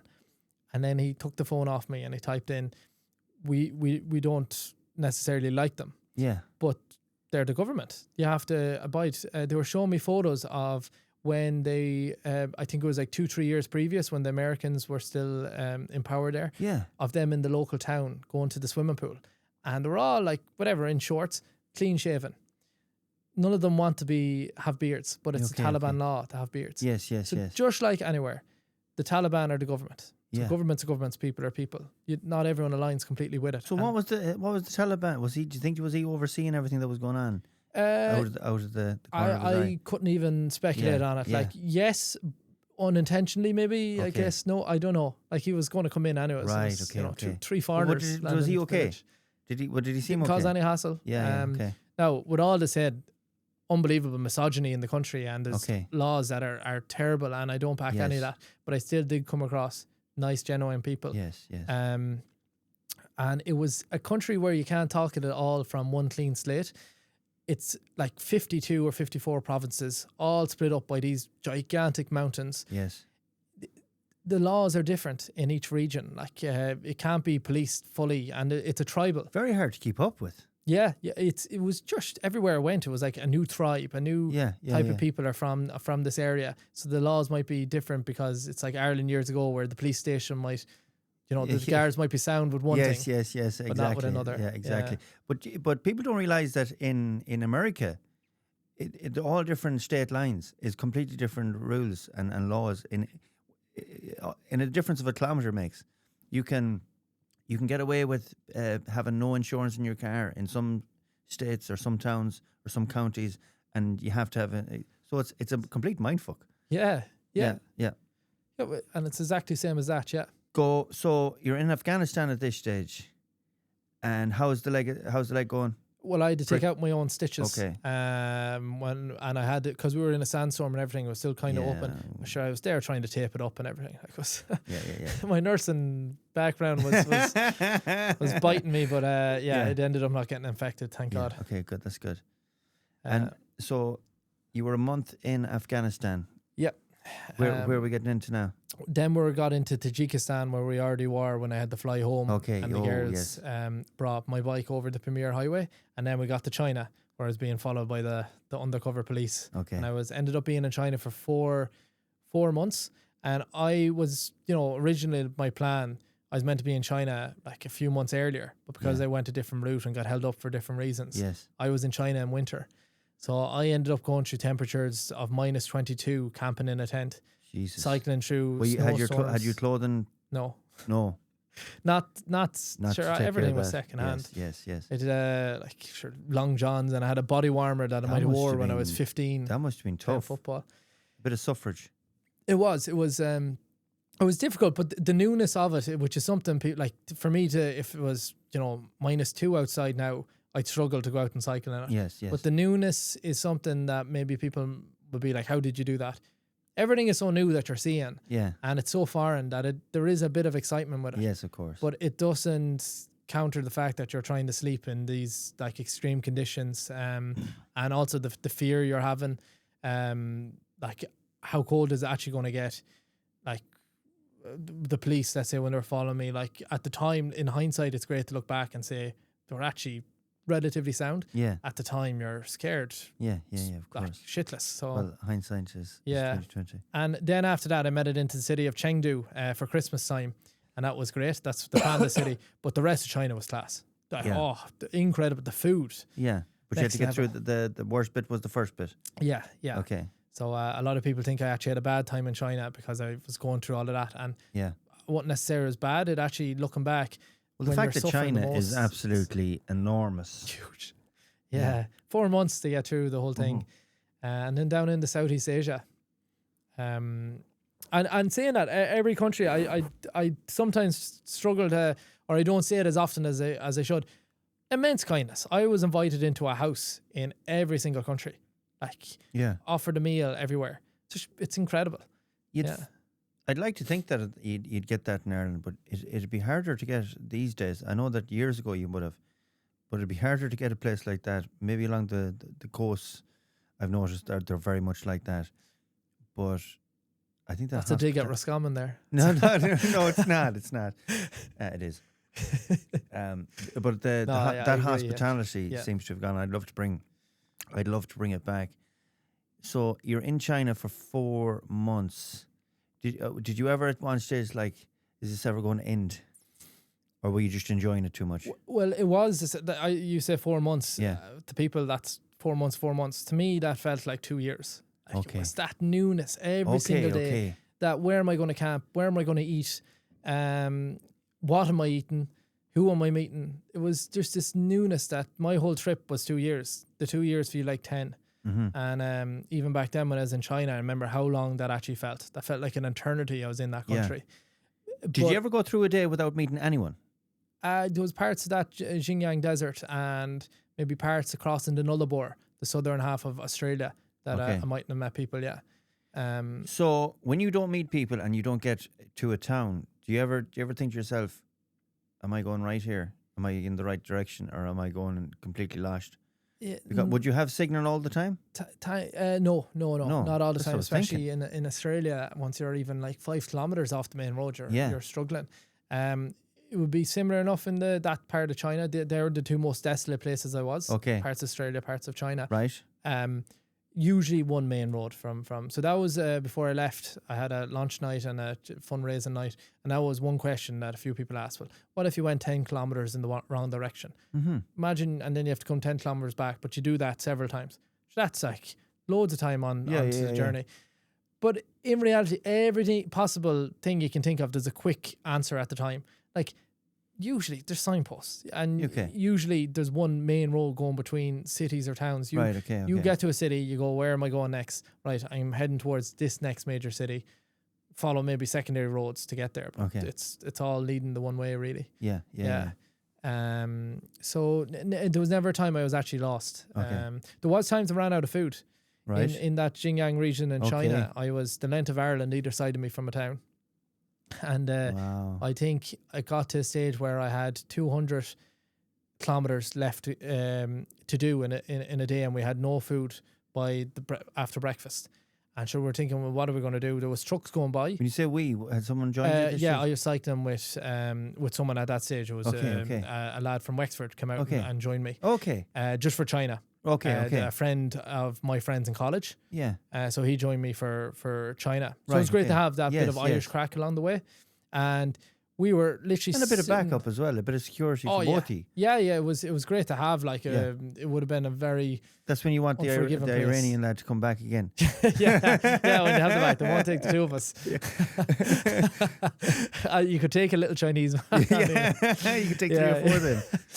But saying that was funny. We were hiding from the wind. The wind was crazy where we were in this desert. We're hiding down off the road, main motorways, unreal infrastructure in China. Okay. Hiding from the wind, Good, like. just cooking the Oh, incredible! Oh, unbelievable! Right. Like, you can't get over. Wherever there's one incredible highway being built, even tunnels through a mountain, just literally over from it, there's a new tunnel, a new bridge being built beside it. They were always great at that. Ah, Should they built a hospital in COVID in 9 days? Yeah. Start from the ground. yeah, it's incredible. Like when I think of infrastructure, China is next to none. It's so ahead in so many ways. But when we were having the breakfast, 200 kilometers left to go, going, we're running out of food. What are we going to do? Literally, and I'm saying I'm in the middle of nowhere. Up in the road above us, we're down under the road hiding from the wind. A fella on a little Chinese man on a mountain bike pulls up. We're in the middle of nowhere. We're kind of looking at him going, I look at my friend going, what the fuck, are you seeing this? Sure, he's like, hi, how are you? Like really upbeat. And sure, he's like telling us to follow him. So we start following him. And we follow him for maybe 2 kilometers. And he takes a left in towards an abandoned factory that we wouldn't have never went near. Yeah. Sure, thinking, where is he bringing us? But the two of us kind of were like to each other, well, we'll take him if anything goes wrong. Sure, he opens the gates up. The Iranian lad was waiting. Yeah. They had backup too. So he opens a big steel gate. We come inside and we enter the factory. And it turns out he's like the groundsman for this factory. It's like, you know, the FIFO work that they do in Australia. You fly in, fly out. Yeah.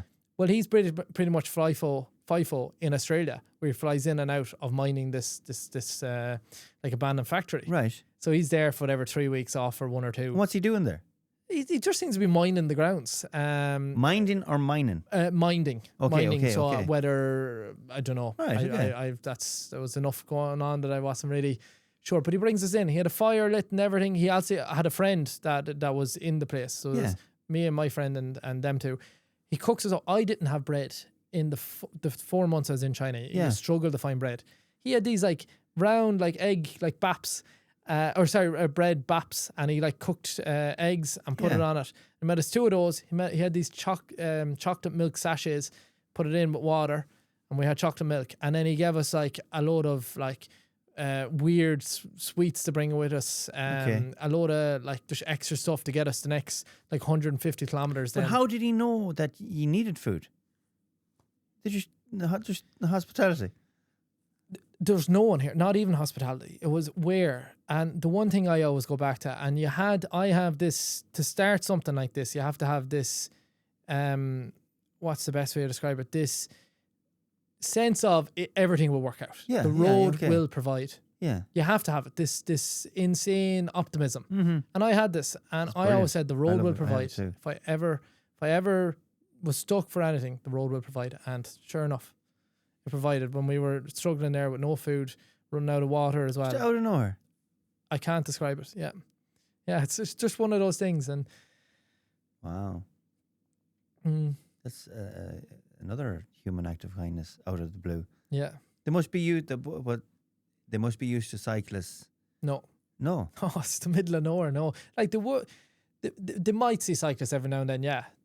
Every few months or maybe times a year, every few weeks or whatever, but even at that still it was just for the crack, I'm going to the next time I see a couple of cyclists, I'm going to stop them and I'm going to bring them into the house and I'm going to cook for them and see what they say. Exactly. Because that's exactly what had happened. Yeah. Well, it depends on the type of cyclist. You have those road fellas out on a Sunday to, just exercise, whatever, get out. Yeah. But then to really know someone that is traveling and doing what I'm doing, where they're sleeping in their tent each night, or they're seeing a country, they could be from Spain. Maybe it's etiquette to do for cyclists like that.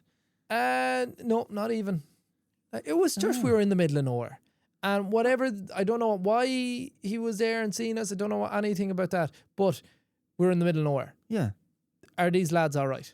all right. Yeah, well, of course, you'd have to Let me question. look at them. And that's what he was kind of doing. Well, I'll bring them in. We have extra food. Let me at least bring them in. Because not only is this you'd have to wonder for your safety, for him to bring two strangers in for his own safety. He could have been serial killers for all he knew. You might be eating him by the end. You know. Well, that was it was a chance to take for both of you. Yeah, and we're the scary ones. Like, as in, when I started cycling, I was getting sleepless nights, and I had to, like, your mind is so malleable. I had to convince myself that until I see a gun or a knife, I'm sleeping. It's because you'd have sleepless days in your tent where you hear rustling of a tree or a dog goes by, or even people talking nearby. Yeah, you're up all night. Even one time, I was sleeping in the dressing room of a football pitch in Turkey, and there was a V cut out of the door from when someone like tried to barge in. Okay. So I could see the silhouette of the moon coming in. And every 10 or 15 seconds, I just think that it was blocked as if someone walked by. Yes. And I was up the entire night. And I said, I can't keep having nights like this. Yes. But your brain's so malleable that I trick myself. Till I see a gun or a knife, I'm not panicking. And I slept like a baby after that. Okay. But also, I said to myself, I'm the scary man. Okay. I'm the man that's in a tent and camping in places that they're familiar with. Yes. So and a foreigner. Yes. Yeah. So your mind's so malleable. And apart from that, in general, what's your mood like right now, or during the whole trip? I mean, during when you're getting really into China, are you still ecstatic about what's going on? Are you still excited about what you're going to see next? Yeah. Or is it starting to get a little bit boring now at this stage? That was hard. That, like, let's say when I got to the next town after that, it was like 2-3 a.m. Yeah. We ran out of the food they gave us. We still had a load of kilometers to do into a headwind. And I say, it was that feeling where you're just so drained, but we still accomplished something that we're just sitting there going, how do we do that? And like it was wind burnt, nose raw from the cold as well. I had, even to make it the next bit into the town, I had a tiny bit of water left, and I put some coffee into it, some coffee granules. Say within like a few seconds putting it in, it just freezes up. Oh shit! Yeah, it was like -2, -3. Okay. And I was then just trying to drink the coffee like slushy. Yeah. So it shows how cold it was as well at the time. Jesus. But so that got me. Not only were you cold, you had no food, which is a double. Did you ever get the? It's called bonking. Did you ever, like, the sugar went low, that you got weak, that you couldn't? Yeah, and that would have been the nearest I came to it. Yeah. No, do you know what I mean? Like, you know that you're failing. Yeah, that's the feeling I'm on about. And we were just there was a noodle spot open at 2-3 a.m. The windows steamed up on it. A noodle spot? Noodle. Oh, sorry, yes. I came through some of them in Thailand. Oh, you were in Thailand as well? I was, yeah. I did so after China was all of Southeast Asia. Yes. So Vietnam, Laos, Cambodia, Thailand, Malaysia, Singapore. Okay, so you went that way. Okay, yeah. Yeah. It was like around and then down. To yes, do all of yes. And that was incredible. Like, back seeing foreigners again for the first time, and I guess it was 6 months, you know, with Iran, Afghanistan, 4 months in China, 6 months of not really coming across. You see, this is it. It's for all the senses, all the colors, all the different languages that you're in this whole experience. Languages, colors, weathers, cultures, religions, moods. And I skipped over like the Muslim religion. I went through the Buddhist when I was up on the Tibetan plateau, which was next after, let's say, this incident in China. I was then heading up to like 4,500 meters elevation, where I was coming across these Buddhist monasteries. Yes. And you're seeing how the rituals behind it's fascinating. It was a really cool place. Because you're traveling by foot technically, or foot propelled. Slow travel, Slow travel. You're able to spend time and observe all this, because if you're on a time schedule, if you're there for only a week, you kind of have to rush everything through, so you don't get to. And you're going from city to city too. Yeah. When you're on a time schedule, you want to go see Chongqing, the futuristic city. You want to see Beijing, the Great Wall of China. You want to go see Shanghai. You're not going to the cultures. It's the places in between that I found the most incredible about this journey. Because I could have, flown to Bangkok and seen Bangkok, and I could have flown to, I don't know, Istanbul. Yeah. But actually seeing the in-betweens where... That's living it. That's being immersed in it. Yeah. that's the going through the Roscommons Yes, of each country, where you find the salt of the earth people. Yes, absolutely. That is a salt of the earth people. They're the real Irish people and the real French people when you're in France, or Afghan people when you're in Afghanistan, and so on and so forth. So China is done and dusted. I sense a little bit of relief after China was massive. Massive. Like, it was just so foreign, and it was a lot to take in for them 4 months, and everything, like, and you didn't get off to a great start in China to start off with. No. I did get a bit easier, but then it got harder again, and then easier again. So when it got easier for the second time, we're near thinking something bad's going to happen now. It's going to get harder. There's massive bike troubles, and it got cold again. And but then Vietnam, I was in the north of Vietnam. I was so relieved because back seeing foreigners again. Like, as in, like I said, I did in Tajikistan. Say I met the two girls, Cara, but very few and far in between. Yeah. Why now Thailand, Southeast Asia, you have the whole tourist trail of people. So the first thing I did was to head for the Ha Giang Loop, which is a loop it's a rite of passage for backpackers that are nearly Irish people moving to Australia. They'll go travel Southeast Asia. One thing they'll always do is they'll get in the back of a motorbike with a Vietnamese man driving it and cycle this incredible mountain range. The Ha Giang Loop, it's called. And I said, well, from the beginning, I want to do that, but do it on my bicycle. Yes. And I did, and it was incredible. And I managed to do it in the same amount of days as the motorbikes, because there was an Irish girl working in one of the hostels. She's from Longford. Yes. Lovely girl, Anya Gray. Yes. Really, really nice. She said, you can stay in the homestays for free. No problem. So I thought it might take me 6-7 days to do it, while you'll take the motorbikes 4 days. Because it's insane amount of elevation. Of course. It's the steepest mountains I ever went through. But sure, I took off. I said I'd try and make it at least the first homestay. So I got there. Great crack. Happy Water, which is like rice wine that they drink everywhere. And I'm along with maybe, I think it was about 40, 50 foreigners. Turned out like 3 of them were Irish. A Limerick Kerry couple and a fella from Mayo. Guihen. Absolute gentleman. Like, I kind of forget where he's from at the moment. But I made, like, he was just traveling through by himself, traveling through Vietnam. That must have been surreal as well, after being so far away from Irish people, and that to join up again. Oh, it's so you had the rice wine. Was it strong? Oh, but you're having shots of them. I say you have about 20 of them every night. Yeah, they just keep refilling, and they sing like Hai Ba Bojo or something. Yeah, it's alcohol, and you don't know how much you're having. You see, because it's homemade. So it's like one spot it might be. See, that'd be stronger. my problem. Once I'd get to the rice wine, I'd be like, fuck the rest. I'm going to stay here. Well, and then you get up karaoke. They love karaoke in Vietnam. In Singapore they do as well. Yes, all over Southeast Asia. Yeah, it's incredible. So it was great. They're mad for it. Myself, Cian, the Mayo fella, the Limerick Kerry couple, all singing Zombie next to, like, oh wow, next to Dutch and French and English people. It was such. And I'm sure they would have known the song too, even the French and Dutch. Oh, everyone knows it.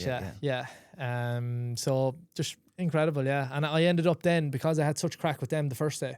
Sure, maybe I'll make it the second day now to the next homestay. And I actually met when I woke up in the morning after the first homestay. So explain what a homestay is. So a homestay is basically what would be a good way? Basically like a hostel, or in a way a B&B as well. Like the essence of it is it's a B&B. That you arrive, you can get your dinner, you can sleep, and in the morning you get breakfast and you go. So that's what a homestay is. Did you say you were getting it for free? Yeah. Oh, because you're doing the charity. Well, because the what's her name, the Anya from she worked there, and I mean, it's fairly cheap anyways. Yes. So, but yeah, she was like, you can just stay in the homestays for free. Very good. It was grand, and there's conveyor belts of tourists going. Yes. So it was great, but when it's on this scale, it's more, rather than the B&B, it's more dorm rooms. And whatever, a bit like, let's say the Gaeltacht, like kind of more people in a spot. But about 50 people in this. And the next morning I met this lovely, woke up and one girl goes, Danny, meet the cyclist. And sure, I open up the curtain of the dorm and go, oh, that was me. And it was 3 lovely girls, like really nice. Yes. 1 German, 2 Dutch. And I kind of say hi to them and get chatting to them. And I said, geez, I'd love to meet them again now later on. But sure, I was like, no way I'm going to make it to the next homestay. Yeah. Sure, I said to myself, well, I'll try it. And sure, I cycled the highest amount of elevation I did in a day, like hours on the bike, hungover. And I made it to the next homestay. Right. And sure, ended up having great crack with them all. And yeah. Amazing what the horn will do. Powered by the horn. And again, the following night, then I managed to make it again. And it was one of the most amazing times. And I think anyone that has done the loop would say it was one of their favorite parts of their travels they've done anywhere. Yeah. Incredible. That's North Vietnam. Yeah. Well, that's Vietnam, not no, Thailand. that's Vietnam. Sorry. Yeah, okay. Just amazing. North And is Vietnam. that all? Oh no, that's only for a section of it. That's only the north of Vietnam for the Ha Giang Loop. Yeah, it's like 4 days to go around on a motorbike, Okay. and then I got into Hanoi after that, and sure, Hanoi I got meeting the first introduction to Southeast Asian GA teams. Okay. Where the GA teams massively took me in and took care of me. Oh, they will, yeah. I think I was in Bangkok. That I expect. That I would expect, not the hospitality on the way down, but the GA teams would, especially when they would know that you were coming. The Irish everywhere, and I guess I didn't really see it in China or Afghanistan or Iran, but like Southeast Asia, full everywhere, and Australia, of course. But like they really take care of you. I remember I was in Bangkok for Paddy's Day 2025, and incredible. Yeah, just the kind of scene that they have. The embassies are so lucky. All Irish embassies around the world are so lucky for the GA. Yeah, and for Irish bars. Yeah, because they always have a venue. Yes, and you always have a group. Yeah. So no matter what there is in any of the major cities, you have these to tap into. So they all work in community. Yeah, and it's incredible. And I noticed that in Singapore. But one thing I say about the Singapore Irish community is they kind of linked in with the English as well, which is a lovely thing.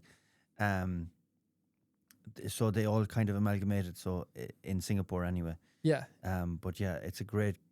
The comrademanship is incredible with the Irish diaspora around the world. It is amazing, and it's then you get to places like Perth, Sydney, Melbourne, where there's loads of Irish, and all you do is spend every day nearly with Irish, which honestly honestly nothing bad to say about it. If I was living in Australia right now, I'd be in them circles too. But there's a lot to be said for those that do move to Bangkok or Singapore or Hanoi or Saigon. Bangkok is Hong Kong. Bangkok is Thailand. I tell you, of course. Sorry. Yes. Jesus. Hong Kong is just Hong Kong. Yeah. Yes. Yeah, I didn't make it that far. Although it's close. Yeah. I kept going over. That's an island, isn't it?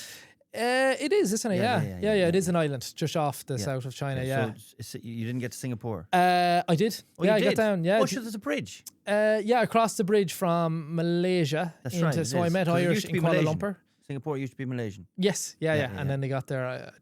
That's it. When you go through all these places, you learn. Yes. And even like say Malaysia, for an example, like they have like great loads of like Indians and Chinese and Malay people. Yes. So that is what Malaysia is now, and it was brought from the English years ago during colonial time. That is right. And the way these three ethnic groups combine is in the food massively. Yes. So like you might wake up in the morning and have dim sim, which is like Chinese breakfast, and then in the evening you might have a Malay lunch, which is like whatever rice and whatever meat, and then for dinner you'll have an Indian curry. Yes. It's just one of the most fascinating places for food. Yeah. Malaysia. And I tell you, it's the same with Singapore, because as I said, it was Malaysia. Singapore was Malaysian, and they wanted their own independence. And the Malaysians were like, they didn't want to give it to them, but they were like, go on, see if we care, thinking that they'd be back in a couple of years, and they never did. The only thing that the Singaporeans rely on Malaysia is, I think, water. It has to be treated and sent over.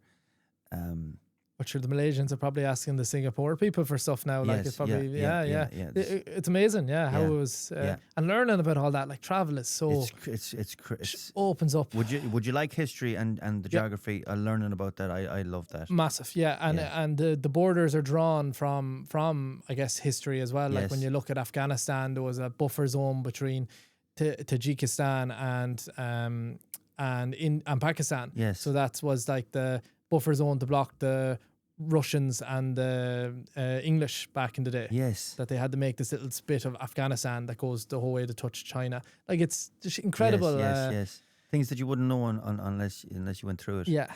Yeah. And another big one, I think, is Thailand. So with every country I go through, I loved that I was, invited into the houses and learning about the religions. But Thailand, I struggled a lot because a lot of tourism there, and they're used to seeing foreigners. And instead of, a lot of people ask me what country did I not enjoy the most, and I would often say Thailand, because as someone that's cycling through rural parts of countries, I loved that they were all interested in me, and I was interested in them, so I could have them conversations. But then in Thailand, I didn't have that. They were so used of foreigners.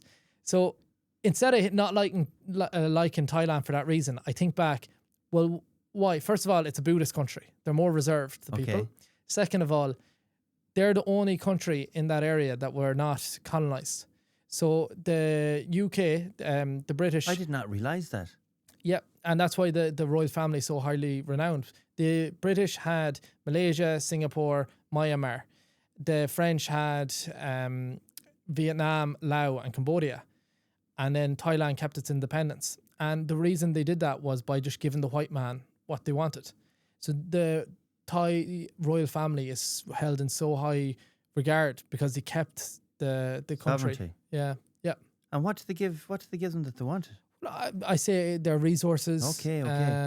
trade, whatever it is, I'm not sure, but they were just managed to keep their independence. I did not know that. Yeah, there might be more to it too, but it's just so interesting that I could see why I was not enjoying it as much, and why they weren't as that's amazing. interested in me. And how you notice it as well. So I remember when we went to Australia, I done a video and I tagged you in it that it took us that long to get down there. I thought you'd get down there before we would. Eating a piece of bark, was it? Off the tree? Yeah, eucalyptus. Where were you at that stage? I say I was maybe Cambodia, Vietnam and Cambodia, so I was still a long way off. Yes. That was... So you gone am I right in saying you've gone past China at that stage? I was gone past China, okay. Yeah. So you're on about this time last year. On the grand scheme of things, I'll tell you when it was now. On the grand scheme of things, you're on the home stretch. Well, no, I thought by the time I got to Vietnam, I was a year into my trip when I got to Vietnam. Okay. The journey was only meant to be a year. Yes. But I was held up for all the previous reasons. Yes, it was just going to happen. Yeah. So then I thought, right, well, I'm just going to get down to Singapore and I'll try and find a boat to Australia. Yes. And I wasn't sure if I was going to cycle the whole way across Australia or not, because my end destination was always Sydney Opera House. Okay. I could enter Australia, Brisbane. I could do Melbourne. Yes, of and course. cycle up or down to Sydney. But what ended up happening was I got down as far as Singapore and I said, well, what's Indonesia like? So I got a 36-hour ferry to Jakarta in Indonesia with cockroaches all roaming around the ferry. Like, amazing experience. Okay. But a night and day Indonesia compared to Singapore. Like, I guess the development and very not environmentally friendly, but such salt. Indonesia was one of my favorite countries. We got what's the airport in Indonesia? The Bali one, the Denpasar. Yeah. That's where we got stuck for. Jesus Christ! But a beautiful area. But I didn't realize. I thought Singapore and Indonesia was closer than that. That seems like very long. I skipped Sumatra.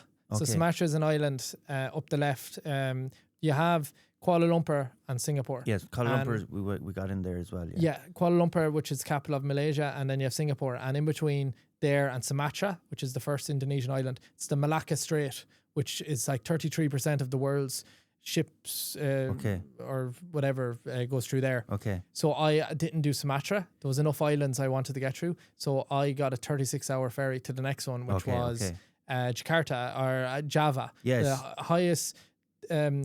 The highest populated island in the world. Okay. So I think it's the size of Ireland and a half, and it has like 65 times our population. Wow. That's nuts. I thought Singapore was bad with 6 million. That's incredible. Mental. Yeah, I hope I have the maths right now. If not, I've underplayed it. Could even be more. Yeah. But then I did Java, just incredible island. It'd be the one place I'd love to just get back to, as well as Iran. Okay. Java, Bali, Lombok, Sumbawa, Flores, Timor, and then half of the island of Timor. These are all Indonesian islands. Half of the island is a country. So the west side is called Timor. The east side is a country called Timor-Leste. Okay. It was only formed in 2002, and incredible history. Okay. It was like Portuguese, colonized by the Portuguese. Okay. Indonesia was colonized by the Dutch. So back then, when World War II happened, Japan took over all. Okay. And then Japan lost, but Portugal but never no one told rightly. Yeah, there's still people hiding out. The Portuguese never came back to fully colonize or keep hold of Timor-Leste. So, and the Dutch, same for Indonesia. So the Dutch got their independence. I don't know if it's the 1960s or 70s or even before. And Indonesia tried to take over Timor-Leste. Okay. Because they were obviously different. They were colonized by different parts, and they were ethnically, I think, differently as well. Long story short, there was a genocide that happened. It got to the UN. They were fighting for the UN to get involved. Yeah. The UN eventually got involved in 98. So those Irish peacekeepers. Only took them 40 years. Yeah. Well, it escalated again years later, but yeah, it took a long time for them to get involved. So in 1998, Irish peacekeepers, or 99, were sent to Timor-Leste. Yes. And there's one unfortunate case, and I don't want to. A private was shot and killed, but friendly fire was accidental, very tragic. But I went to find where this happened, and I had to go 5-6 hours, even more, up into the mountains to try and find this. And it's incredible to find the Irish tricolour. Oh, yes. The plaque where the brigade was the village that they were based in. And then go down to the school to where this unfortunate incident happened. Yes. And to see the Irish tricolour and the UN flag beside each other with a monument for for the soldier. So it was then, I think, 3-4 years later, in 2002, when they got their independence, Timor-Leste. Okay. Amazing, fascinating country. And they're still, like, so new. The people that took over, the freedom fighters, are only getting to the end of their life now, that it's such a stage for them that it's like, well, what generation is going to take over now, and what future is it for the country? So it's, just so, I'm so privileged to have seen parts of the world like that. And now I'm back in Ireland, and I'm looking at comparisons from everywhere I've been, has never that foreign to Ireland. You can see parallels everywhere. Yes. And one thing I really notice is how rich of a country we are compared to a lot of the countries I went through. And we're so rich. I understand that, and I keep saying this. We're a great country. I just want it to be even better. Like, I want fairness for everyone, and that's why I give out so much about what's going on. It's because I know we're such a great country, and I know that we're incredible people, and I want everyone to be treated the way they should be. But anyway, that's for another podcast. So now you're getting close to Australia. Yeah. So I arrived to Dili, the capital, Timor-Leste. I went to see the soldiers, where that was, the monument. Then I was there looking for a boat, because I managed to get this far. This is within 700 kilometers to Darwin. Yes. Like nothing. 700 kilometers to Darwin. Yes. I did the whole thing without flying. Yeah. Now, apart from that bit, I had but my bike never flown. Say. Yes. And if I did, I only skipped that mount. Which. Yes. But I think I was really set on the bike, never flying, and. Well, you had to go back for a reason. Yeah.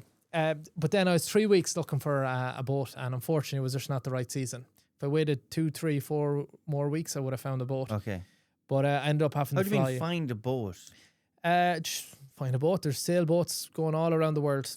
I was on apps looking at them. I was even messaging cargo ship companies, messaging. Or you mean like a ferry across? Anything. No ferries. All right. Cargo ship. Oh, cargo. Yacht, cargo. Sailing boat. I was messaging every company to see if they'd let me on. Just randomly. Yeah, I was trying my best. Yeah, fair enough. Yeah, and people have. When you say find a boat, it's like you might find one abandoned. Yeah.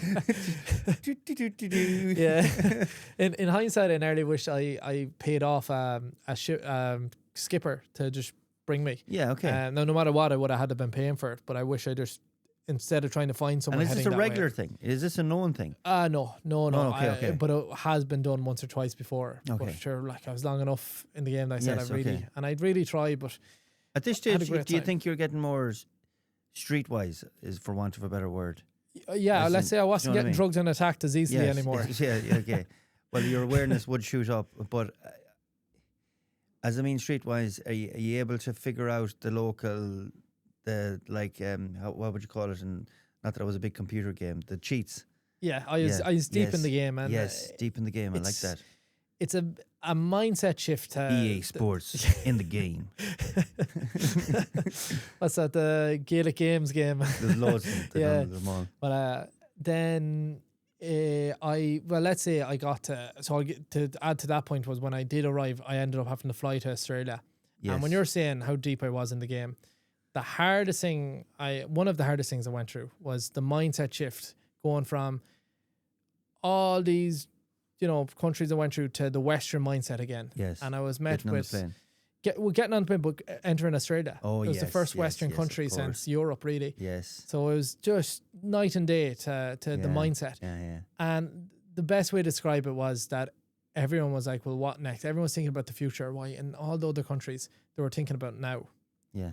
And the anxiety that it shot up in me, because meeting friends that I met, that I know from home. First time meeting friends that I've not seen in 2 years or a year and a half at this stage. And I was obviously a different person from traveling. Yes. And I loved the me before I left. And I loved the me that I developed into through all the tried and tested and meeting all these new people and learning about the cultures. And I was like, well, how do I interact with my friends? Do I have the same conversations? Do I try and have new ones? There was so much going on that I even was having like stomach issues, and my parents even came out to surprise me. Okay. My sister... When you landed? So I landed, and 2 days later my parents flew out. Okay. My sister lives in Perth. Okay, Perth. More Irish than there in the Netherlands. It's crazy. Some amount in Perth, especially. God. It's like the hot version of Galway. A lot hotter, but that's a great example. Yeah. Very, put away to the side. Perth. So they surprised me, and straight away I was met with the worry, the fear, the guilt that I felt from seeing my parents and ignoring all the worry and fear that I put them under the last year and a half. Was just met with that. Met with dealing with my friends completely, and I struggled to deal with it, and it was that was a hard part of my journey. Did you spend long with them in Perth? 3 weeks. Oh, nice. Yeah, so we got a good while, and I have a little nephew there as well. Lovely. My sister and her fiance. So it was very hard then to leave. I was just about to say, you're there 3 weeks. You're kind of getting, used to having your family around again. It must be difficult knowing what you know from your previous experience, and knowing that Australia is again massive, massive, and you're going to Sydney, which, for anyone that doesn't know Australia, it's like going from Ireland to the other end of Europe again. It's nuts, and Perth is so far away from it's isolated compared to what do they call it, the Gold Coast. Yeah. So you have all your Brisbanes, your Melbournes, your Sydneys, all the big, that area. Perth is the opposite end to that as altogether. The nearest one is Adelaide. So it's the most isolated city in the world. Yeah. And the nearest city is Adelaide, which is still 3,000 plus kilometres away. It's insane. So I had to face into that, but also the amount I had to deal with being back, not around the first country that they all spoke English in for a long, long time. And it was, the wealth was everywhere.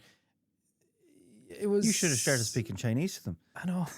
Yeah. Well, there was a lot of Chinese diaspora there as well. Yes, it was, we think Australia is full of Irish. Yeah. So much of all sorts of nationalities there. It is a country of immigrants. Yes. But amazing Irish communities out there. The one example of that is when I was actually crossing Australia, one of my friends was living in Melbourne, and she was showing her other friend, who I didn't know was following me. And sure, he goes to my friend, and look at that. I met some nice people across Australia. He says, look at that now. He's after meeting these really nice Aussies, and they give him food. You think they'd be sick of us Irish? Yeah. And sure, they don't see Irish, because they're from a part outside the cities in Australia where there's not really that many Irish. Of course. But he's since he moved to Australia, he's only been around Irish. So his perspective was, well, all the Aussies are sick of Irish, Yes. So it was just an interesting. I heard a bit of that in Melbourne, where there's still a little bit of animosity between towards a little bit of the Irish because we tend to take over down in Melbourne, especially around St. Patrick's week. And we went. You'd gone home at this stage, Ethan. So we there was a few complaints put in about the St. Patrick's Day parade and that, which you wouldn't think, but because they take over for a week, you know, it's there's still a little bit. So yeah, but I understand, yeah. Well, that's, I say, in every country, that we really do make a lot of noise in Patrick's Week. But yeah, there is a lot of that animosity. But yeah, it's just funny, that perspective where if you're in the bubbles, you don't realize what's outside them. Yes. The couple that I met he was talking about, that I posted online, that met me randomly in the road and gave me a load of food. Like, they live in a village somewhere out in Australia. They never see Irish, So another thing is, at this stage, right, you are definitely on the home. I know it's a big home stretch. On the spectrum. No, you're definitely on the home stretch at this stage. In the grand scheme of things, are you? I'm sure there's a bit of anxiety about what are you going to do when it's finished as well. Do you know what I mean? Yeah. Because I know from doing like the 5 marathons in 5 days, the last 10K, you're like, I've only known this and I know this is only for 5 days. So I've only known this for the last year and a half, and you say it felt like 8-10 years. It's coming to an end. You know, it's like at the end of an era, which I would be both happy about and also very emotional about. So I'm sure you'd be going through the same thing, especially that you're probably tired as well from all the cycling. So that affects your thinking. Yeah, it was. You had the anxiety about finishing and what's next.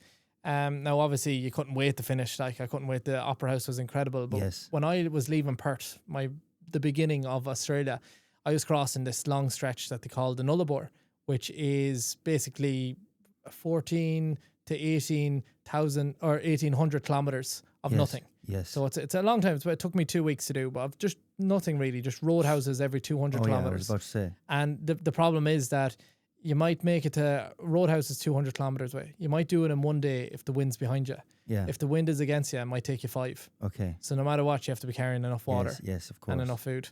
And any they call them willabongs, like in the watering holes. They call the pubs. Yeah, in on this southern part, that is the Nullarbor. There was not really any of them, and if they were, they probably were where the roadhouses were. Okay. But I was like, I said, this is going to be the most amount of time I'll ever have to myself ever again. Yes. So instead of trying to mask it and put in my earphones and listen to stuff, I said, no, I'm going to embrace it. Yes. So I didn't once put in my earphones for the entire 2 weeks plus that I was crossing this section, to be alone with my thoughts, to fully process what I just went through over the last year and a half, and also to decide what am I doing when I finish? Yes. And I came out a different person.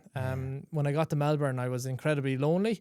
It was great sharing my journey online. I didn't fully feel properly alone, but it was still, I couldn't wait to see my friends. Yeah. And then I finished up at the Opera House then not long after. So where did you go to first? Melbourne? Adelaide. Met my cousin there. I had a cousin living there. I was only there for 2-3 days and tried to get to Melbourne. Adelaide is like another version of it. It's a smaller city than Melbourne and Sydney. It's like a bit like Galway as well. Very friendly, very accessible around. Everything is interesting. Not many go there too, but it's a big enough city. But it is really. And it's not as high rise as the other cities. Yeah, beautiful. Not a high mountain range, but a mountain range near it, and it leads up to the Flinders Ranges. Beautiful area. But another thing that I just to bring it back to crossing the Nullarbor, was that I was doing this hard stretch where I wasn't listening to any music. Yeah. And what I did before I started it was I shaved my head. Now I had a flop of hair at this stage. Okay. It's still growing back. It hasn't even got to near what it was. I shaved it all off, and it was the symbolism of it. It was that this is going to be extremely difficult and I'm not going to enjoy any of this. But I'll eventually be in Melbourne or be in Adelaide, and I'll be drinking a pint with my cousin or with my friends. Yes. And sure, all the difficult parts finished. Of course. And same with my hair. It'll eventually grow back. Brilliant. And I'll forget about it when it was short. Yes. And it's just the symbolism of it, that no matter what you're going through, it will eventually end. Yes.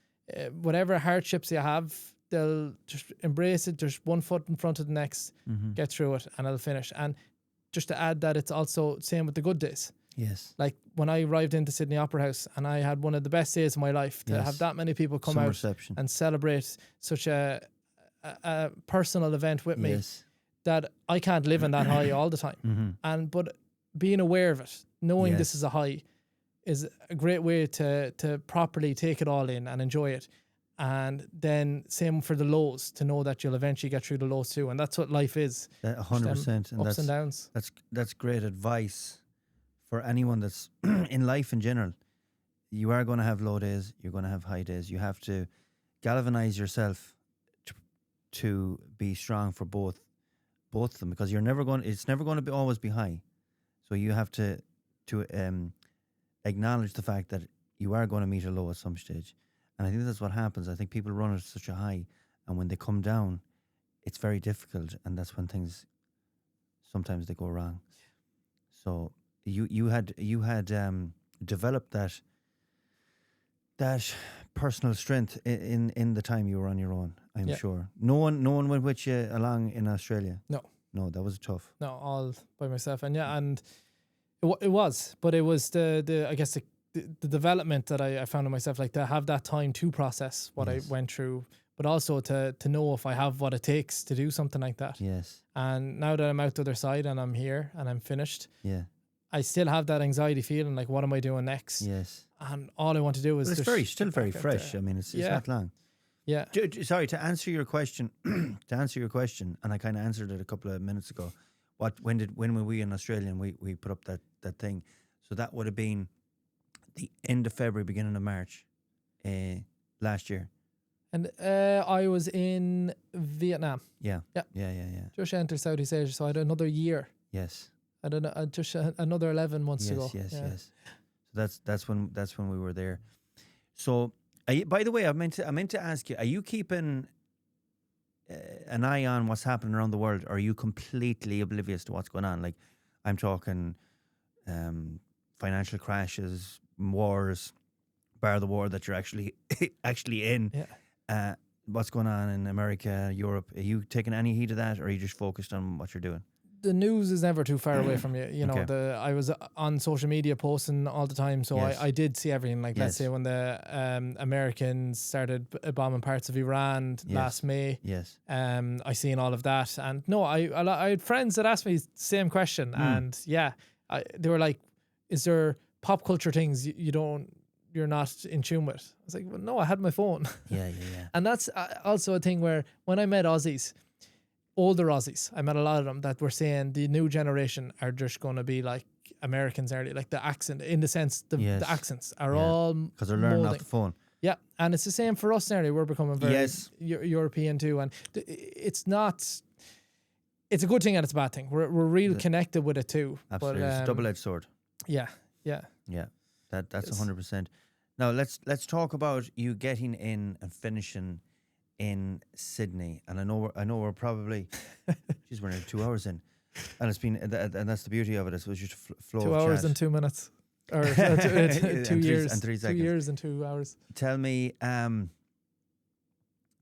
you get into Sydney, and that was from what it looked like. It was an amazing turnout and reception that you received. It was incredible. Did you realise then what you had achieved and what you'd done? Yes and no. Like, I guess I still don't. I look at it that anyone can do what I just did. Yeah, I wouldn't say everyone could do it, but I wasn't the person that could cycle from Ireland to Australia when I started. Didn't even know how to change a bike tire. Yeah, you're right.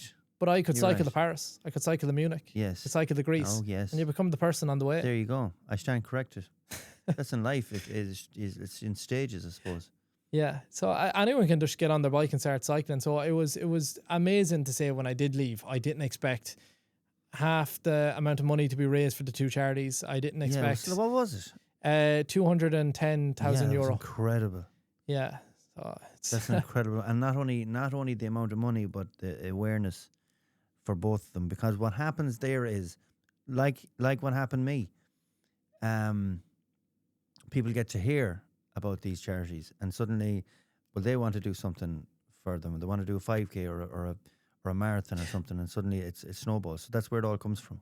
100%. Liam Cox, he ran the Lap of Ireland back the year before I started, and if he didn't run that and did it for Northwest Stop, yes, I probably wouldn't have done it for Northwest Stop. There you go. You know, that just shows you it feeds into other people doing things, and it snowballs, and that's what it's all about. And the charities know that as well, so So that's why they love to see it, especially the attention that you got and the awareness that you raised.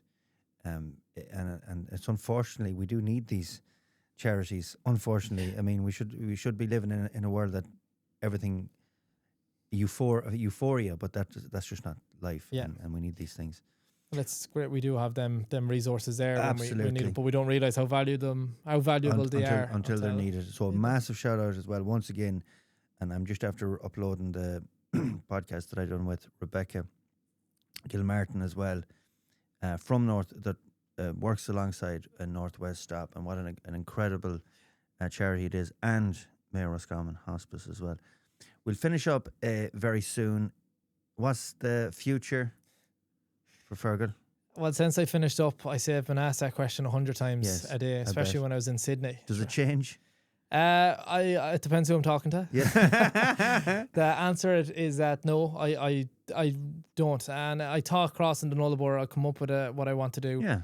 And really, I'd love to just I love showing people the world. Yeah. But I know I have an important message that I feel like I need to keep talking about, that I feel like if it helps one person, that's more than enough. That's more reason to drive to Galway or drive to Dublin and cycle the whole way to Australia for. So I think I need to just get writing down all the different stories I have throughout the 2 years. Start connecting with the people I met throughout the journey that I couldn't keep in contact with fully because I was always on the road. That's going to take time. That's going to take longer than you think. Yeah, find a wife. Yes, that might be hard enough done. Yeah, but it mightn't. What's funny about it all is it's all anxiety inducing. All the things I just said there, like even finding out what I want to do next, and I have people telling me do this, people telling me do that. But at the end of the day, it's not really. I know what's important in life from seeing these cultures that are these places in the world that have so little. Yes. And I see what carries and what doesn't across cultures. I know what's bullshit and I know what's not. And worrying about these little things like, well, what are my peers doing and what am I doing next? Is that's what it is. Bullshit at the end of the day. It's well, you know the value of life now. Yeah. And what's really important. I think that's a good way to end it. That is a very good way. I actually stunned myself there. Yeah. Thank you so much for joining me on the hot seat here in Zero Bucks Given podcast studio, and I can't wait to see what your next venture is. Tell me one question: would you do it again? 100%. Yeah. There you go. We leave it at that, guys. Thank you so much to everyone who has watched this podcast. As always, if you've enjoyed it, please tell everyone about it. If you didn't, tell absolutely no one. And until the next time, thank you so much to Fergal Guihen. You got it. Guihen. Okay. For joining me here. Till the next time, stay safe, stay healthy. Thanks, Stephen. And stay away from yourself. Good luck.